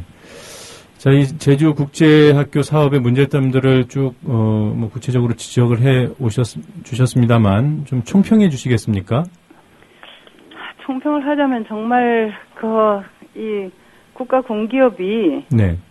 이를 추진함에 있어서 이렇게 주묵구구식으로 해야지 되는가. 그래서 또 잘못되면 국민의 혈세가 나가는 방식으로 되고 또 학교 운영에 대해서도 이게 대통령의 측근이 꼭 앉혀서 JDC도 관장하고 해울도 관장하고 이런 방식으로 운영을 하는 것인가. 이런 점에 있어서 상당히 정말 이 국가의 돈과 공적인 영역을 담당하는 방식이 이런 식으로 운영되는 것에 대해서 굉장히 문제라고 느끼고 있습니다. 예. 그리고 일단은 아까도 말씀드렸듯이 수요 예측을 잘못하고 또 이미 다른 지역에서도 국제학교가 들어서고 이렇기 때문에 전반적인 이 재검토가 필수적이었음에도 불구하고 또 세인트 존스베리 학교를 추진을 한다든지 이런 방식으로 해왔거든요. 네. 이런 것들 다 국민의 혈세를 쓰는 것에 대한 이 자각 이런 것들이 굉장히 부족했기 때문이라고 봅니다. 예, 그래서 알겠습니다. 앞으로는 일단 구조조정 이런 거 필요하고 네. 어떤 방식으로 이것을 정상화시켜 나갈 것인지 하는 것은 공기업인 JDC와 또 국토부도 관심을 가지고 교육부도 또 관심을 가지고 봐야지 되는 문제가 아닌가 생각합니다. 예. 자, 다른 얘기 해보겠습니다. 4대강 훈포상 수상자들 분석을 하셨죠? 예, 네. 예. 네. 어떤 내용을 확인하셨는지 간단히 정리해 주시겠습니까? 4대강 사업 자체가 정말 지금 속속 다 드러나고 있지만은 예. 정말 문제가 많은 사업이고 국민 대사기극이었다고 저는 생각을 하고 있습니다. 예. 그리고 앞으로도 끝나지 않고 계속해서 국민의 혈세가 들어가야지 되는 그런 사업으로 지금 정말 완전 이 국민의 애가심으로 남아있는 그런 사업인데요. 여기에 1157명의 네. 훈포상을 했거든요. 4차례에 걸쳐서. 네. 그래서 그동안 정부의 훈포상을 한 걸 보면 이명박 정부의 대통령실, 개발부처, 토건 자본을 중심으로 훈포상이 나갔고 대학 교수, 4대강 사업 좋다라고 얘기했던 대학 교수, 또 종교계, 군, 경찰, 언론, 그리고 지역의 노인회까지 너무나 광범위하게 이 훈포상을 했더군요. 예. 지금 4대강 사업 문제 일부가 검찰 수사를 통해서 드러났을 뿐인데요. 그 검찰 수사를 통해서 기소됐던 다맛비리 건설사 관계자들도 포함이 돼 있습니까? 그렇습니다. 당연히 이 사람들 다 포함해서 지금 현재 다맛비리로 재판을 받고 있는 그런 대기업들, 네. 또 그와 연관되어 있는 공무원들, 네. 이런 사람들도 다 지금 훈포상에 다 들어가 있습니다. 네. 1157명을 나눠서 줬기 때문에 네. 4대강 사업에 공을 세우고 찬양했고 한 사람들을 다 집어넣어 놓은 것 같습니다. 예. 이 중에는 말씀대로 공무원들이 꽤 많던데요. 그 공무원들이 받는 근정포장이라는 것이 있지 않습니까? 네네. 네, 이 중에서 제일 급이 높다는 청조 근정훈장은 누가 받았는지요? 청조 근정훈장은 저희 제일 높은 건 신명필 본부장이 받았습니다. 예. 네. 역시 신본부장이 받으셨군요. 네. 네. 자, 이렇게 단일 사안에 1000명이 넘는 그 훈포상 이런 적이 있었습니까? 없었죠. 당연히요. 이게 이렇게 단군 이래의 최대의 토목공사라고 하는 사업을 벌렸으니까 예. 대통령 단일 5년 임기 내에 마치려고요. 네. 그리고 거기에 포함되어 있는 관여한 사람들 다 주고 싶어 했기 때문에 1000명이 넘는 네. 대규모 분포 생활을 하게 된 것 같습니다. 예. 자, 이런 문제들을 감시하고 견제했어야 될 언론계에서도 수상자가 있었지 않습니까? 예. 혹시 누군지 확인하셨는지요? 그렇습니다. 그냥 정부 정책 방송하는 KTV. 네. 예. 그 다음에 또 한쪽은 뉴타임즈 코리아라고 하는데, 아마 잘 모르겠습니다. 뉴타임즈 코리아가, 아마 영자 신문 혹시나 같으면은, 이것이, 굉장한 이 새로운, 기후변화에 대비하는 녹색 사업이다. 이런 식으로 해외 선전을 했거든요. 네. 그런 일들을 위한 거가 아닌가 지금 생각되네요. 네, 알겠습니다. 자, 오늘 이런 시각에 인터뷰 응해 주셔서 고맙습니다. 네, 감사합니다. 네, 지금까지 민주당 이미경 의원이었습니다.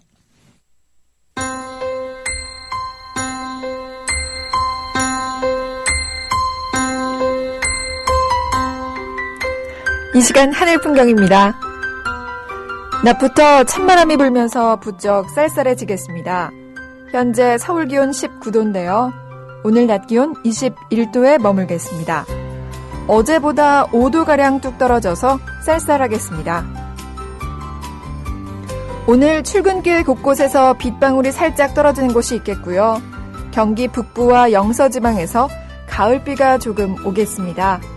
낮부터는 찬바람이 불면서 쌀쌀해지는데요. 주말인 내일은 기온이 뚝 떨어져서 서울의 아침 기온이 12도까지 내려가겠습니다.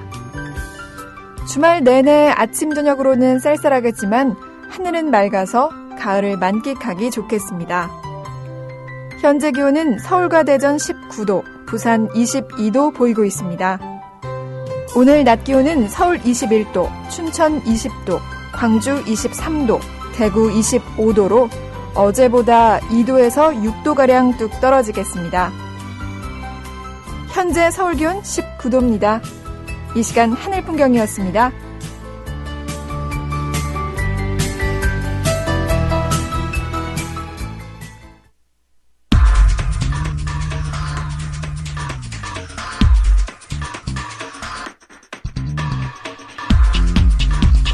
네, 에너그램이라는 기법을 이용해 정치 풍자를 시도하는 시사 에너그램 공갈입니다. 오늘은 정치인의 발언을 활용해 새로 에너그램을 만들지 않고 이미 만들어져 있는 영어 에너그램 하나를 소개해드리려고 합니다. 이것이 과연 시사 에너그램이라고 할 수 있는지는 청취자 여러분들께서 직접 들어본 뒤에 판단해 주시기 바랍니다. 먼저 원문부터 듣겠습니다. 전달력을 높이기 위해서 원어민 발음과 이른바 콩글리쉬 발음을 번갈아 들려드립니다. Mother-in-law. Listen and repeat. Mother-in-law. 네, mother-in-law. M-O-T-H-E-R-I-N-L-A-W. 모두 11개의 알파벳으로 구성된 단어입니다. 장모님, 시어머니 이런 뜻이죠. 이 11개의 알파벳을 순서만 바꿔서 만든 에너그램 문구 들어보시겠습니다. Woman Hitler. Listen and repeat. Woman Hitler. 네, 들으신 대로 mother-in-law는 woman Hitler, 여자 히틀러로 바뀌었습니다. 시어머니 또는 장모님이라는 말 속에 여자 독재자라는 말의 조합이 숨어 있었던 것입니다. 어떤 여성 정치인을 향해서 친근하게 장모님이라고 부른다면 그 속에 당신은 독재자야 이런 의미를 숨겨뒀을지도 모를 일입니다. 한 번 더 들어보시고 마무리하겠습니다. 시사 에너그램 공갈이었습니다. Mother-in-law. Listen and repeat. Mother-in-law. Woman Hitler. Listen and repeat. Woman Hitler.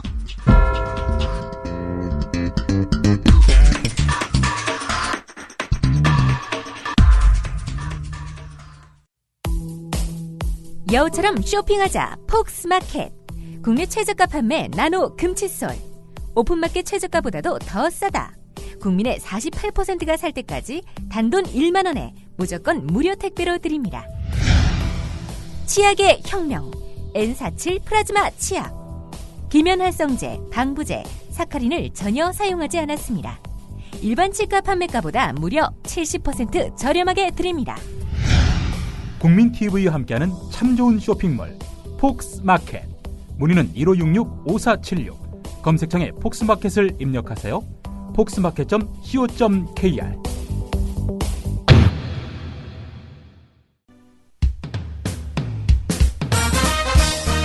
공정한 시각, 따뜻한 관찰. YTN 해직 기자 노종면의 뉴스바. 이제는 초대석으로 함께합니다.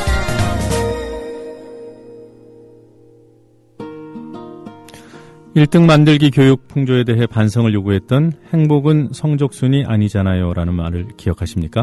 1980년대에 나왔던 말입니다. 그로부터 수십 년이 지났지만 여전히 우리 사회는 서열 만들기에 몰두하고 있는 형국입니다.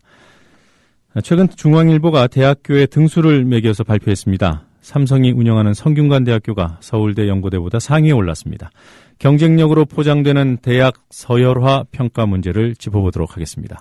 글로벌 정치경제연구소 홍기빈 소장님 스튜디오에 나와 계십니다. 안녕하세요. 예, 안녕하세요. 예. 자, 홍 소장님, 모교인 서울대가 그 중앙일보 대학평가에서 성대와 고려대에 뒤처졌더군요. 혹시 이런 결과를 보면 모교라서 생기는 어떤 감정 같은 게 있습니까? 전혀 없고, 세상 길이라는 게 오르락이 있고 내리락이 있는 거니까, 그건 별 생각이 없는데. 예. 좀 이따 그거는 말씀드리겠습니다. 서울대 입장에서는 또 억울한 면도 있을 테니까. 네, 예. 네, 알겠습니다. 자, 이 중앙일보 대학평가 벌써 20년이나 됐더군요. 예. 네, 중앙일보 평가가 우리나라에서, 대표적인 평가인지요? 예.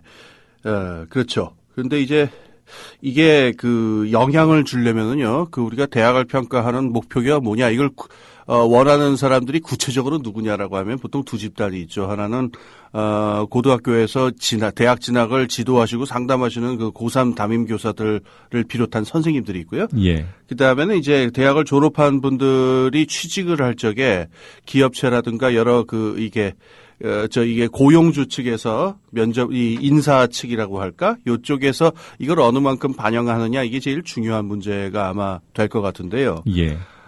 이게 사실은 지금 하신 우리 이 질문이 과연 그러면은 중앙일보 평가가 어느 정도 큰 영향을 줬느냐, 이거는 평가를 평가하는 문제가 되는 거니까는 사실 평가도 지금 애매한 판인데 평가의 영향력을 또 평가한다 그러면 사실 어떻게 말하기는 좀 애매해요. 예. 그런데 보통 세간에 알려져 있는 바로는 제가 지금 말씀드린 두 집단에서 과연 중앙일보 랭킹을 어느 만큼 중요시 보느냐. 보통 지금 말씀드린 두 집단은 전통적으로 자신들이 가지고 있는 데이터베이스들을 구축을 해가지고 그거에 근거해서 의사결정을 하는 경우가 많다는 게 전통적인 행태였는데 예. 그 전통적인 행태가 요즘까지도 크게 바뀌지는 않았다는 거예요. 물론 그 데이터베이스를 작성하는 과정에서 중앙일보 평가도 참조가 될지는 모르겠는데 예. 이것 자체가 무슨 어떤 스탠다드가 된다든가 그런 식의 관행이 사회적으로 퍼졌다라고 말하기는 그렇게 말하는 건 상당히 무리가 있을 겁니다. 예. 그러니까 중앙일보가 오랫동안 평가를 해왔습니다만 어떤 그 평가의 대표성이나 권위를 어떤 실질적인 이해관계에 있는 당사자들이 인정하고 있는 것으로 보이지는 않는다, 이런 말씀이시군요. 예. 네. 그럼 좀 더 근본적으로요. 대학 간의 이런 경쟁은 필요한 겁니까? 대학 간의 경쟁이요. 그게 참 말하기가 좀 애매한 면이 있어요. 우선 우리가 이 대학 문제에 대해서 이게 제 개인적인 견해긴 합니다만은 저는 경제학을 공부하고 연구하는 사람이니까 어쩔 수 없습니다만은 하나 또 우리가 좀 주의해야 될 관점도 있는데요. 제가 보기에는 뭐냐면은 우리가 2차 대전 이전에 있었던 대학을 갖다가 어떤 머릿속에 표준으로 삼는 그야말로 상아탑, 이거 원래는 좋은 말 아니었습니다만은 그래서 어떤 숭고하고 진리를 추구하고 이러는 쪽으로만 얘기하는 게 있는데요. 예. 이것도 현실하고는 다릅니다. 2차 대전 이후하고 2차 대전이 어떤 사회에서 대학이 차지하는 위상에 결정적인 영향을 준 부분이 2차 대전 이후가 되면은 이 화이트 칼라들이라든가 이걸 배출을 해야 되기 때문에 예. 대학이 어떤 진리만 탐구하는 곳이라기보다도 교육을 맡고 사회적으로 이 산업에서 필요한 일꾼들을 만드는 데도 아주 중요한 역할을 하게 돼 있어요. 예. 지금 하신 질문이 그러니까 거기서 경쟁이 필요하냐라고 하는 겁니다. 제가 생각엔 필요합니다. 왜냐하면은 그 경쟁이 없이 그냥 이렇게 놔뒀을 경우에요.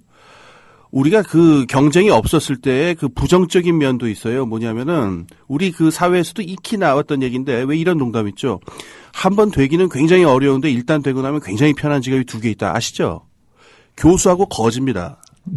그러니까 이 대학 교수들이 말입니다. 그 80년대까지는 사회적 통념이 공부 안 하고 아무것도 안 하는 사람들이라는 그런 식의 통념이 있었던 거거든요. 네. 그게 뭐 사실일지는 모르겠습니다만은 대학의 경쟁이 전혀 없었을 때 나오는 역작용인 건 분명해요. 제가 봤을 때. 네.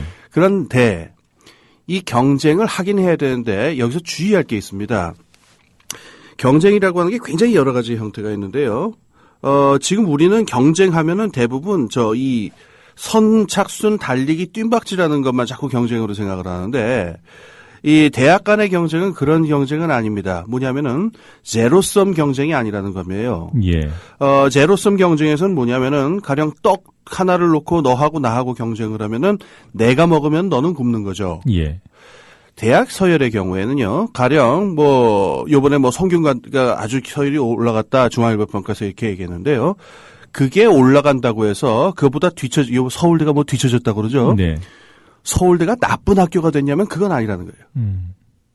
근데 이 서열 평가가 자꾸 어떤 식의 착각을 사람들한테 일으키게 되냐면은 어느 학교가 올라갔다 그리고 저 학교가 처졌다 그러면은 저 학교는 옛날 70년대식 속어로 똥통 학교가 된 게 아니냐. 예.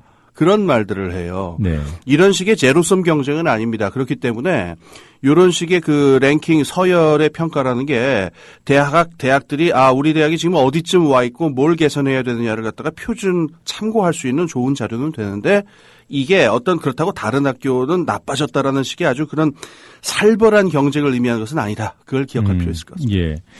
그러니까 말씀 들어보면은 대학의 경쟁이 필요하다 이런 말씀을 이제 모두 하셨는데 긍정적인 방향으로 경쟁을 유도할 그런 책임이 우리 사회에도 있다고 볼 수 있지 않겠습니까? 그렇죠. 예. 예. 그런데 기여하는 평가이냐 아니냐 이런 판단은 가능할 것 같습니다. 그렇습니다. 중앙일보가 지금 실시하고 있는 대학 평가의 그런 평가 항목들 주목하고 있는 부분들이 지금 홍 박사님께서 말씀하신 그런 긍정적인 경쟁력을 좀 더 이렇게 견인해내는 그런 역할을 하고 있는지요?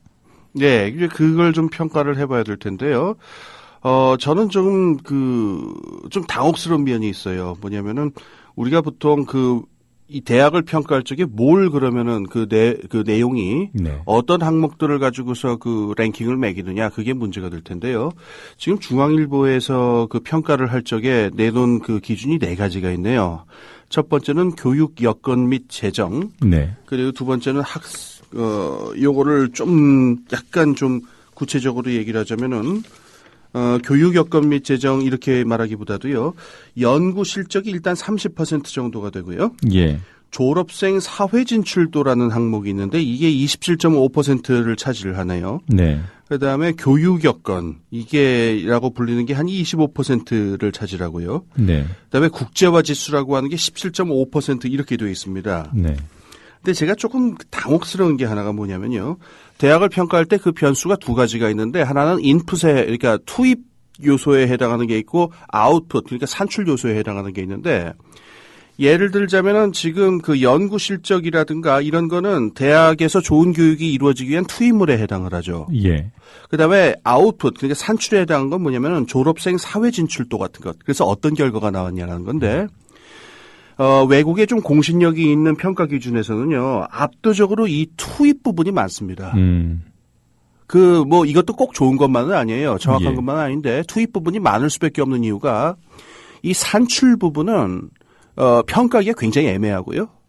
그리고 산출 부분을 평가해서 이거를 원인으로 넣는 거는 순환론적인 논리를 알 수가 있기 때문에 좀 배제하는 경향이 많습니다. 그래서 제가 지금은 중지됐는데 2008년까지 제일 유명하던 평가는 외국의 The Times Higher Education이라고 하는 잡지가 있어요. 타임스 고등교육이라는 잡지하고 QS World University Rankings라고 하는 전문 조사기관 여기서 하던 게 제일 공신력이 있는데 여기에 구성 요소를 한번 보겠습니다. 일단 학술지에 어느 만큼 교수들이 글을 발표했냐가 제일 중요합니다. 이게 40%를 차지하고요.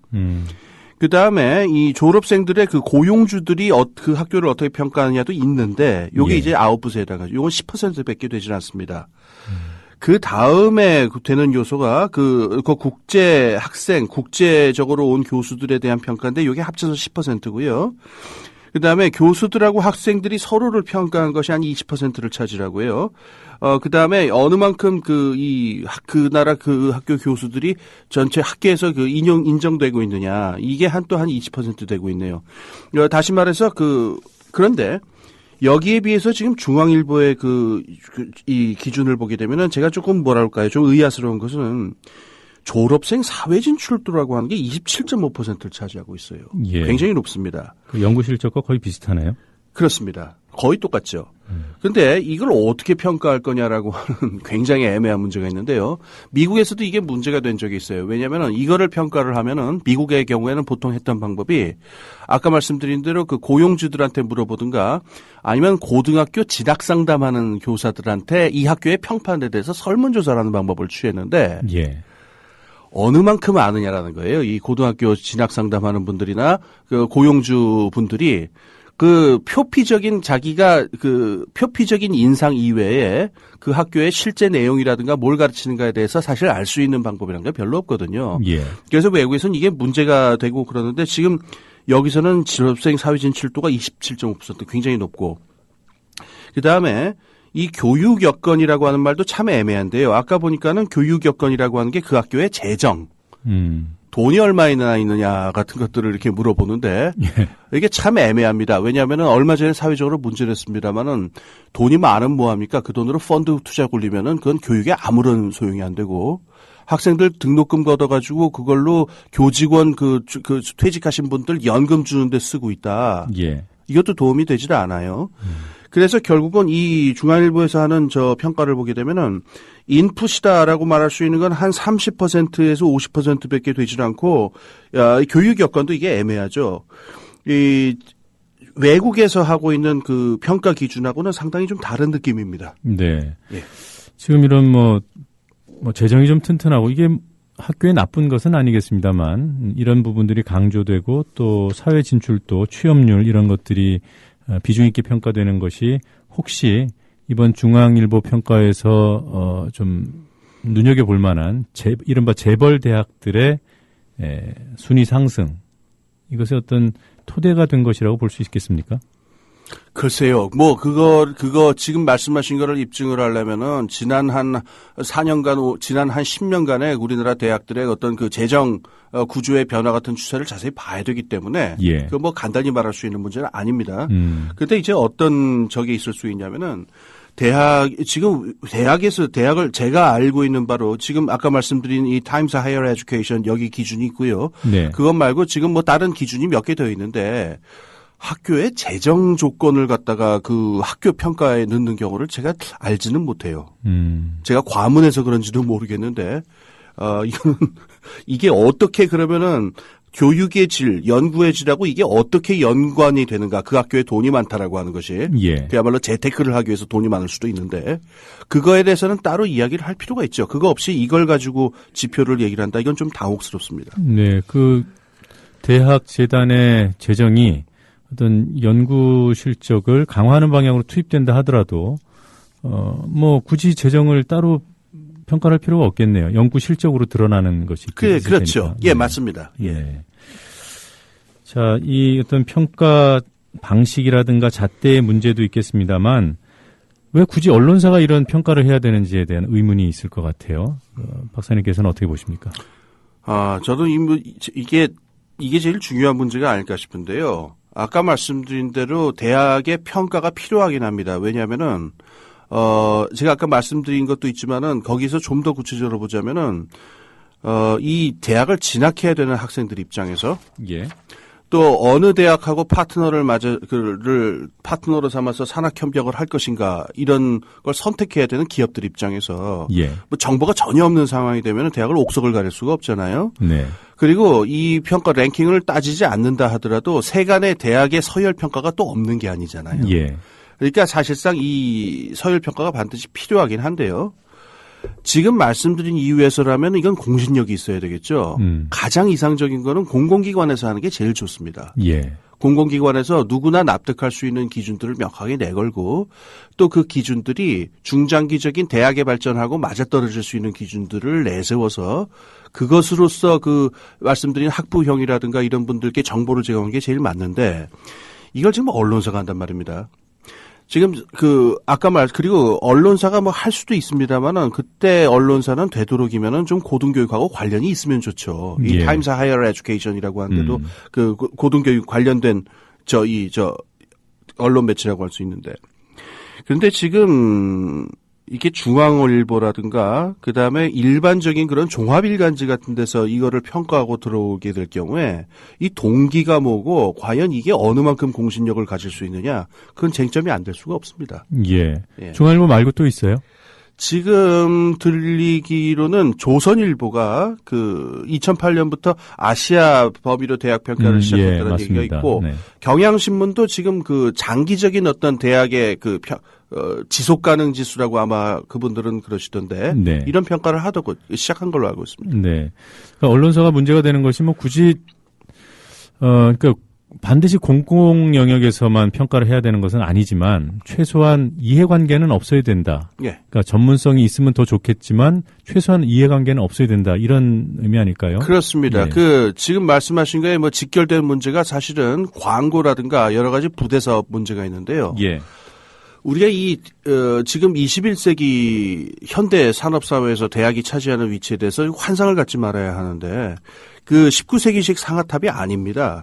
지금 대학이라고 하는 건 어마어마한 돈이 오가고 있고요. 그리고 또 어마어마한 인력들이 모이고 또 어마어마하게 높은 차원의 아주 영향이 큰 정보와 지식들이 생산되고 응집되는 곳이란 말이에요. 그러니까 여기에 대해서 평가를 한다든가 이렇게 줄을 세울 수 있는 정도의 권력이라고 한다면 대단한 권력이 되는 거고 이 권력에는 많은 부대 사업들이 따라오게 돼 있습니다. 그래서 그 외국에서도 그 대학 평가를 하는 그 기관들이 이를테면 대학 진학 가이드북 이런 책을 낸 적이 있어요. 그러니까 이게 문제가 안 될 수가 없죠. 왜 그런 평가를 하다가 그걸 그런 사업으로 연결시키느냐. 그렇게 해서 적이 있었는데 우리나라의 경우에는 지금 뭐랑 연결이 되겠냐면은 대학 광고 문제하고 연결이 되거든요.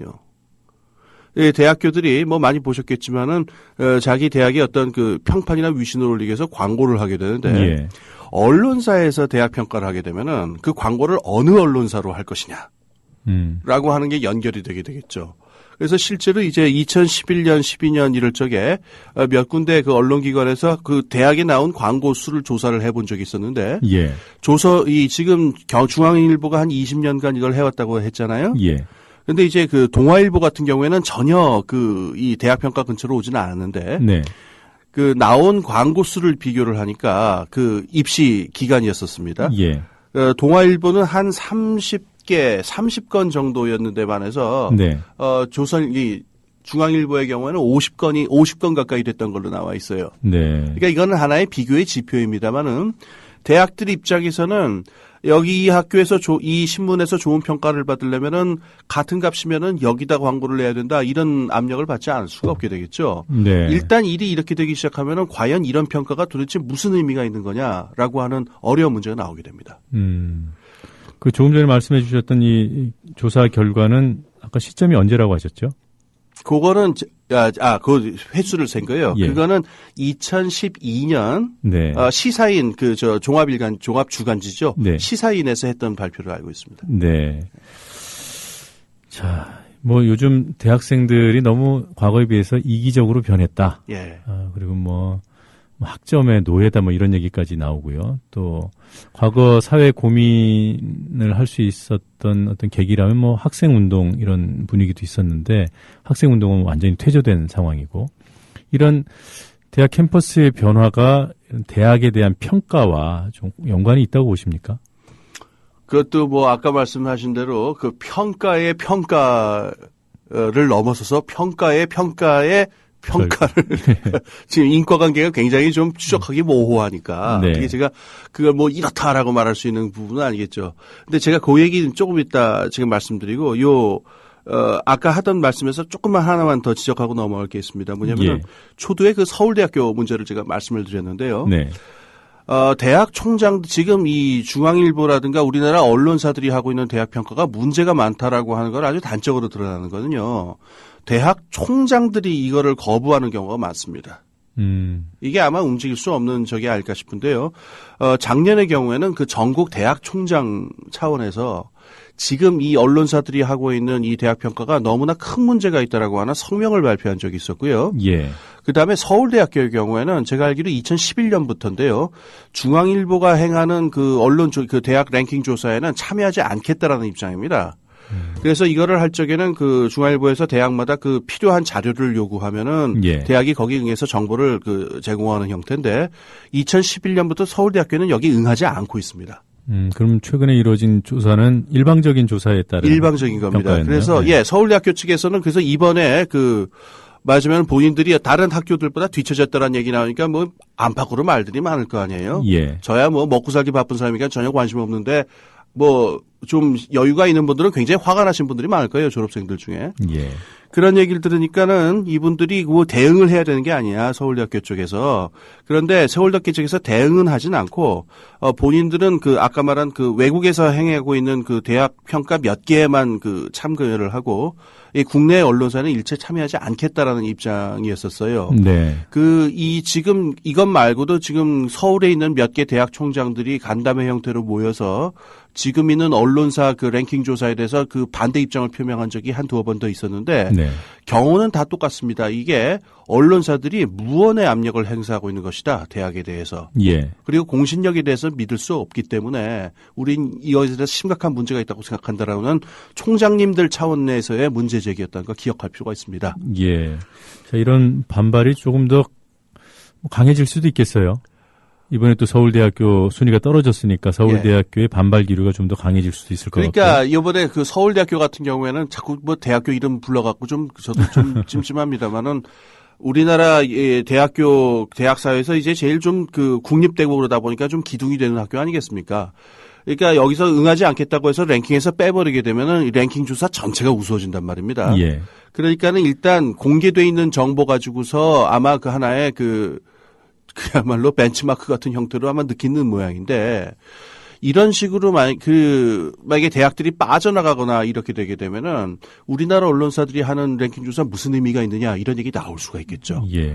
공교롭게도 결과를 보면은 외국에서 한 조사에서는 여전히 서울대학교가 종합대학교들 중에서는 뭐 1, 2로 나타나고 예. 우리나라 요번 조사에서 순위가 올랐던 뭐 성대나 중대 같은 경우에는 이전의 수준을 유지하고 있는 그렇게 나타난 걸 보면 대학 측의 반발도 반발 충분히 이해가 되는 측면이 있습니다. 그렇습니다. 그리고 이제 아까 지금 말씀하신 질문하시는 그 학생들 문제로 얘기가 넘어가야 되니까 그 전에 요건 막으면서 한마디만 제가 좀 이게 조언을 드리고 싶은 게 있는데 요즘이 어떤 세상입니까? 이 지구화된 세상이라서 네.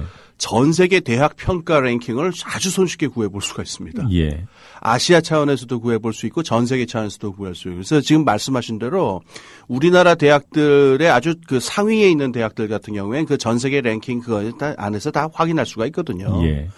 그러니까 이 학부형들께서는 그 점도 꼭 참조를 하셔야 되고요. 한 가지 더 조언을 드리고 싶다면요. 제가 생각하기에 이 종합 랭킹이라고 하는 건 거의 무의미합니다. 그러니까 그 학생이 가령 법을 공부할 학생이다, 뭐 의학을 공부할 학생이다 그러면은 대학마다 특성이 다르고 또 그 학생이 여기서 교육을 받아서 사회에 진출하는 게 중심이면은 교육 중심 대학으로 가야 할 것이고, 예. 이 학생이 좀 더 심도 있는 지식을 해가지고 학자라든가 전문 직종인이 될 것이다라고 한다면 연구 중심 대학으로 갈 필요가 있겠죠. 예.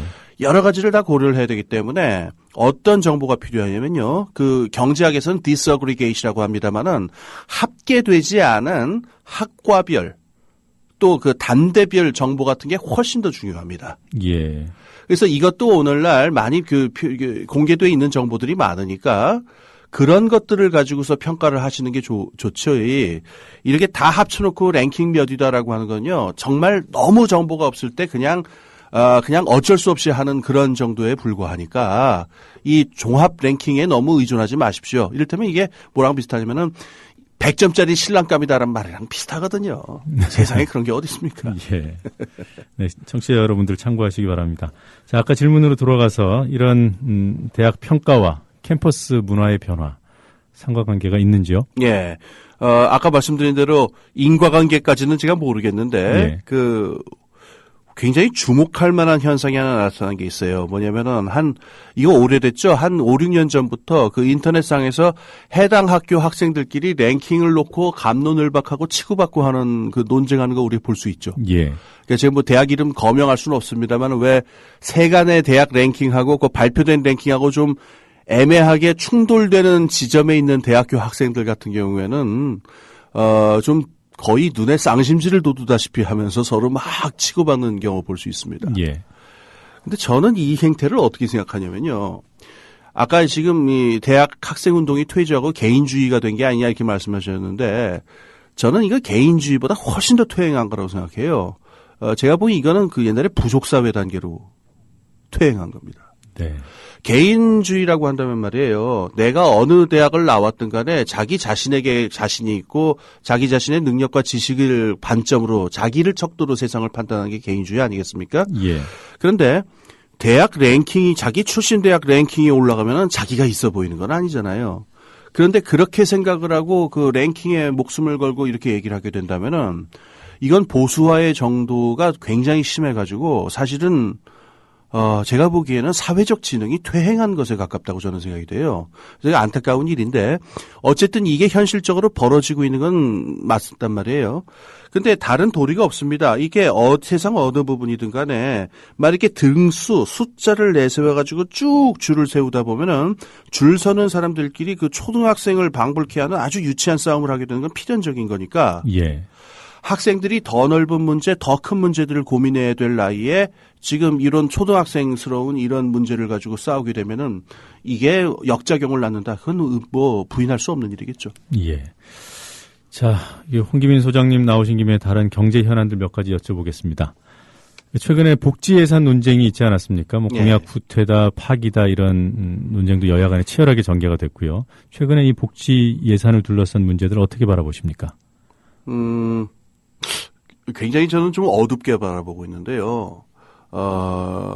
이건 뭐 그 집권 여당만의 문제가 아니고 예. 그 지금 그 야당도 마찬가지인데 제가 그러니까 그 전부터 이제 정치학자들은 우리나라 야당 여당이 사실 그 뿌리가 둘 다 양쪽 다 보수 정당으로서 동일하다 이런 지적들 해왔는데요. 예. 요번만큼 그 말을 절감한 적이 저 없었던 것 같아요. 어떤 거냐면은 지금 우리가 지금 복지로 전환을 하는 게 몇 개, 한두 개의 정책을 한다고 되는 그런 문제가 아닙니다. 예. 저희 그 한국 자본주의가 60년대부터 이제 고도성장을 시작해 오는데 고도성장을 하게 되면 반드시 사회의 충격과 그 어떤 갈등이 심해지게 되기 때문에 사회정책도 이게 같이 발전을 해야 되는데요. 우리나라 그게 굉장히 오랫동안 미루어져 왔잖아요. 예. 그래서 복지정책을 하는 건 굉장히 구조적이고 어떤 체계적인 개혁을 필요로 하는데 이 복지 자체의 개혁도 그렇고 또 복지의 개혁을 가능케 하려면은 반드시 따라오는 게 이 조세제 정책의 변화입니다. 이 돈이 없으면 그 장기적인 복지는 안 되니까요.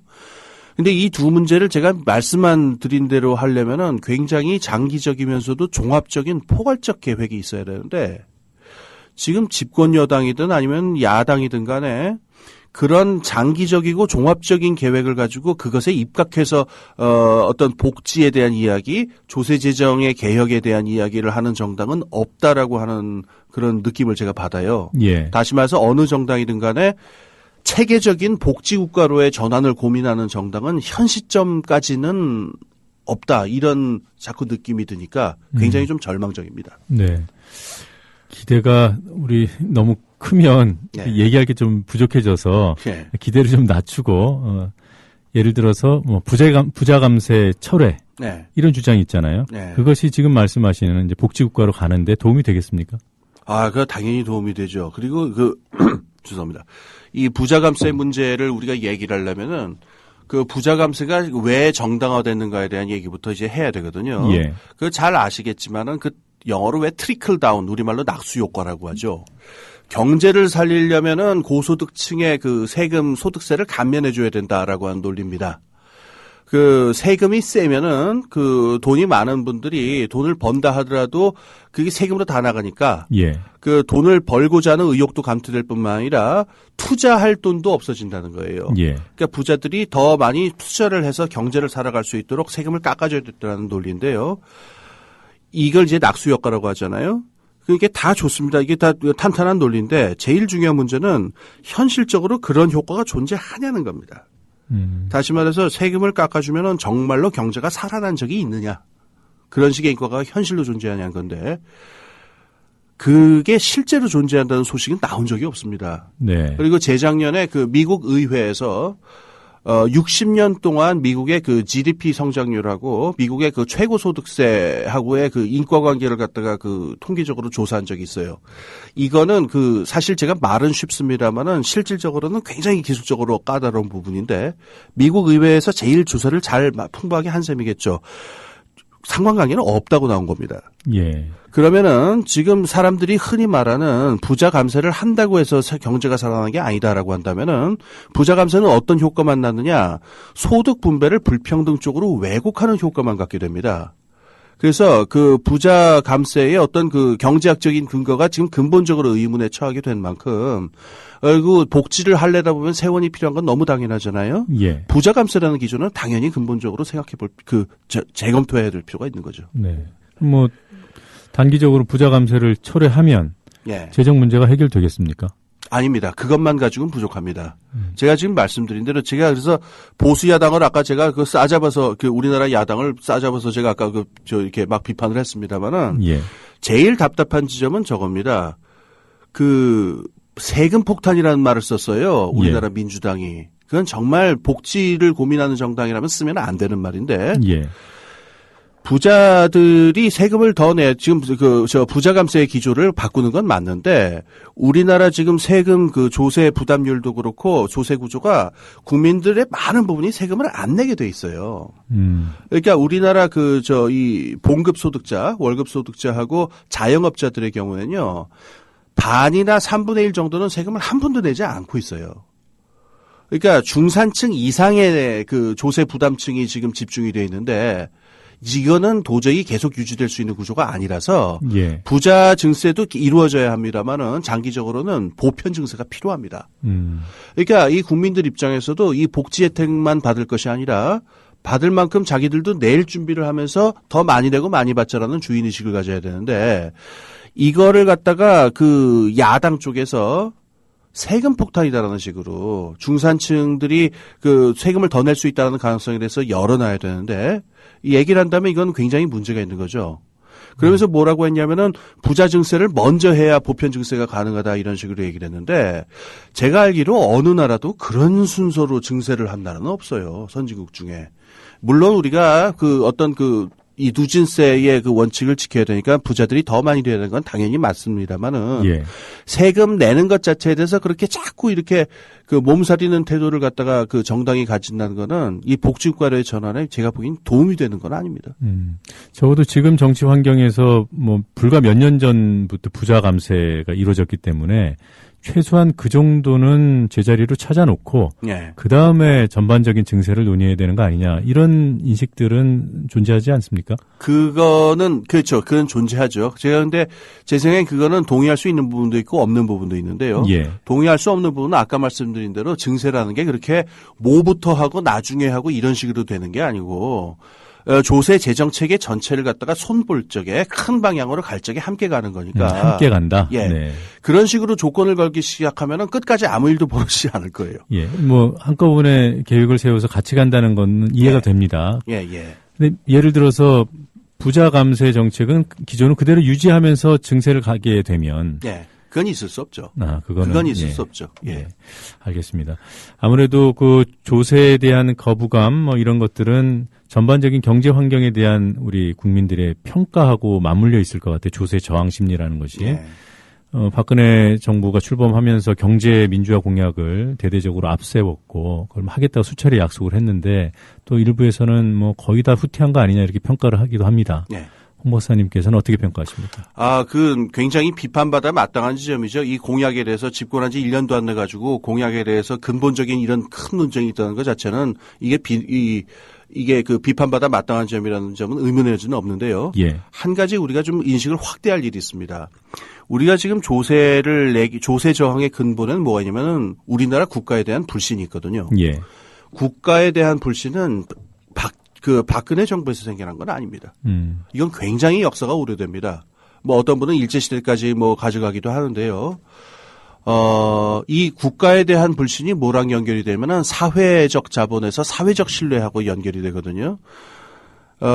스웨덴 같은 나라에서는 모르는 사람을 만났을 적에 그 사람을 믿을 수 있습니까? 라고 물어보면은 60% 정도 되는 사람이 예라고 답을 해요. 우리나라에서는 아마 그렇게 말하는 사람은 아마 5%도 안 될 것 같은데 아까 말씀드린 대로 이렇게 국가의 신뢰를 근본적으로 개선하는 작업하고 증세를 하는 작업하고 같이 가지 않으면 안 된다. 이건 너무 불명하겠죠. 그래서 어떤 국가의 어떤 그 조세 투명성의 확립이라든가 그다음에 국가 그 공직자들의 어떤 기강이라든가 도덕성 같은 것들을 바로잡는 작업이 같이 이루어져야 되겠죠. 예, 알겠습니다. 자, 제가 경제 전문가 모시면 꼭 여쭤보고 싶은 얘기가 하나 있었어요. 네. 창조 경제가 뭡니까? 그러니까 저도 뭐 입을 열기가 무서운데 왜냐면은 그건 갑론을박 중인 것 같아가지고. 예. 그러니까 10사람이면 10사람의 해석이 있고 이런 것 같아요. 그래서 뭐 저도 그 얘기가 어떤 맥락에서 나온 것일 거다라고 생각하는 건 있는데 그 입을 열기는 저도 무섭네요. 말해봐야 그거 아니다 또 이럴 테니까. 정부에서 들었던 예는 주로 그 3D 골프장 뭐 이런 예를 들었던 걸 제가 기억을 하는데, 그런데 문제는요, 없는 건 아닙니다. 실체가 없는 건 아닙니다. 창조 경제라고 불러야 할 만한 상황이 그 21세기 어떤 산업 기술의 변화하고 맞물려서 나타난 건 분명한데요. 그걸 추진하는 게 이게 국가에서 창조 경제라는 구호를 써붙인다고 해서 되느냐라고 하는 거는 저는 그거는 좀 의문이 있습니다. 아주 그 동의할 수 있는 그 아주 핵심적인 부분만 얘기하자면은 지금까지 없었던 종류의 수요와 공급을 창조하는 과정이라고 말할 수 있어요. 창조 경제라는 게. 네. 예를 들자면은 18세기에 살았던 사람들이 기차 타고 전국을 유람하고 싶다라고 하는 욕구는 가질 수가 없었겠죠. 그렇죠. 그건 존재한 적이 없으니까. 그런데 기차가 생겨난 다음에 어떠냐면 그 전까지 없었던 욕구가 생겨나잖아요. 예. 마찬가지로 이 21세기에도 그 전까지 없었던 욕구와 그다음에 공급의 영역을 새로이 개척해 나가는 게 창조 경제의 핵심이라고 할 수 있는데 그 이니셔티브는 철저하게 이제 민간이라든가 그다음에 어떤 그 아이디어가 있는 사람들이 저걸 해야 되는데요. 국가에서 창조 경제를 하자 이렇게 써붙이면 되느냐. 이명박 정부 때 왜 그 스티브 잡스 110만 명을 양성하겠다 뭐 이런 구호가 있은 적이 있었죠. 네. 그건 정말 국민들에게 이제 큰 웃음을 선사한 저거였는데 저는 그 창조 경제라고 하는 것도 이렇게 자꾸 이게 정부의 구호가 앞서가는 것보다는 이걸 하기 위해서는 사회 전체가 어떻게 더 탄력적이 돼야 되고 더 민주적이 될 필요가 있는가 이런 좀 더 그 장기적이고 구조적인 차원에서 고민이 진행됐으면 하는 바람입니다. 예, 알겠습니다. 자, 오늘 이런 시각에 스튜디오까지 나와주셔서 고맙고요. 또 한 가지는 질문이 다소 부족해도 빈 곳을 알차게 채워주신 그런 특별한 출연자였던 것 같습니다. 고맙습니다. 예, 감사합니다. 지금까지 홍기빈 글로벌 정치경제연구소장이었습니다.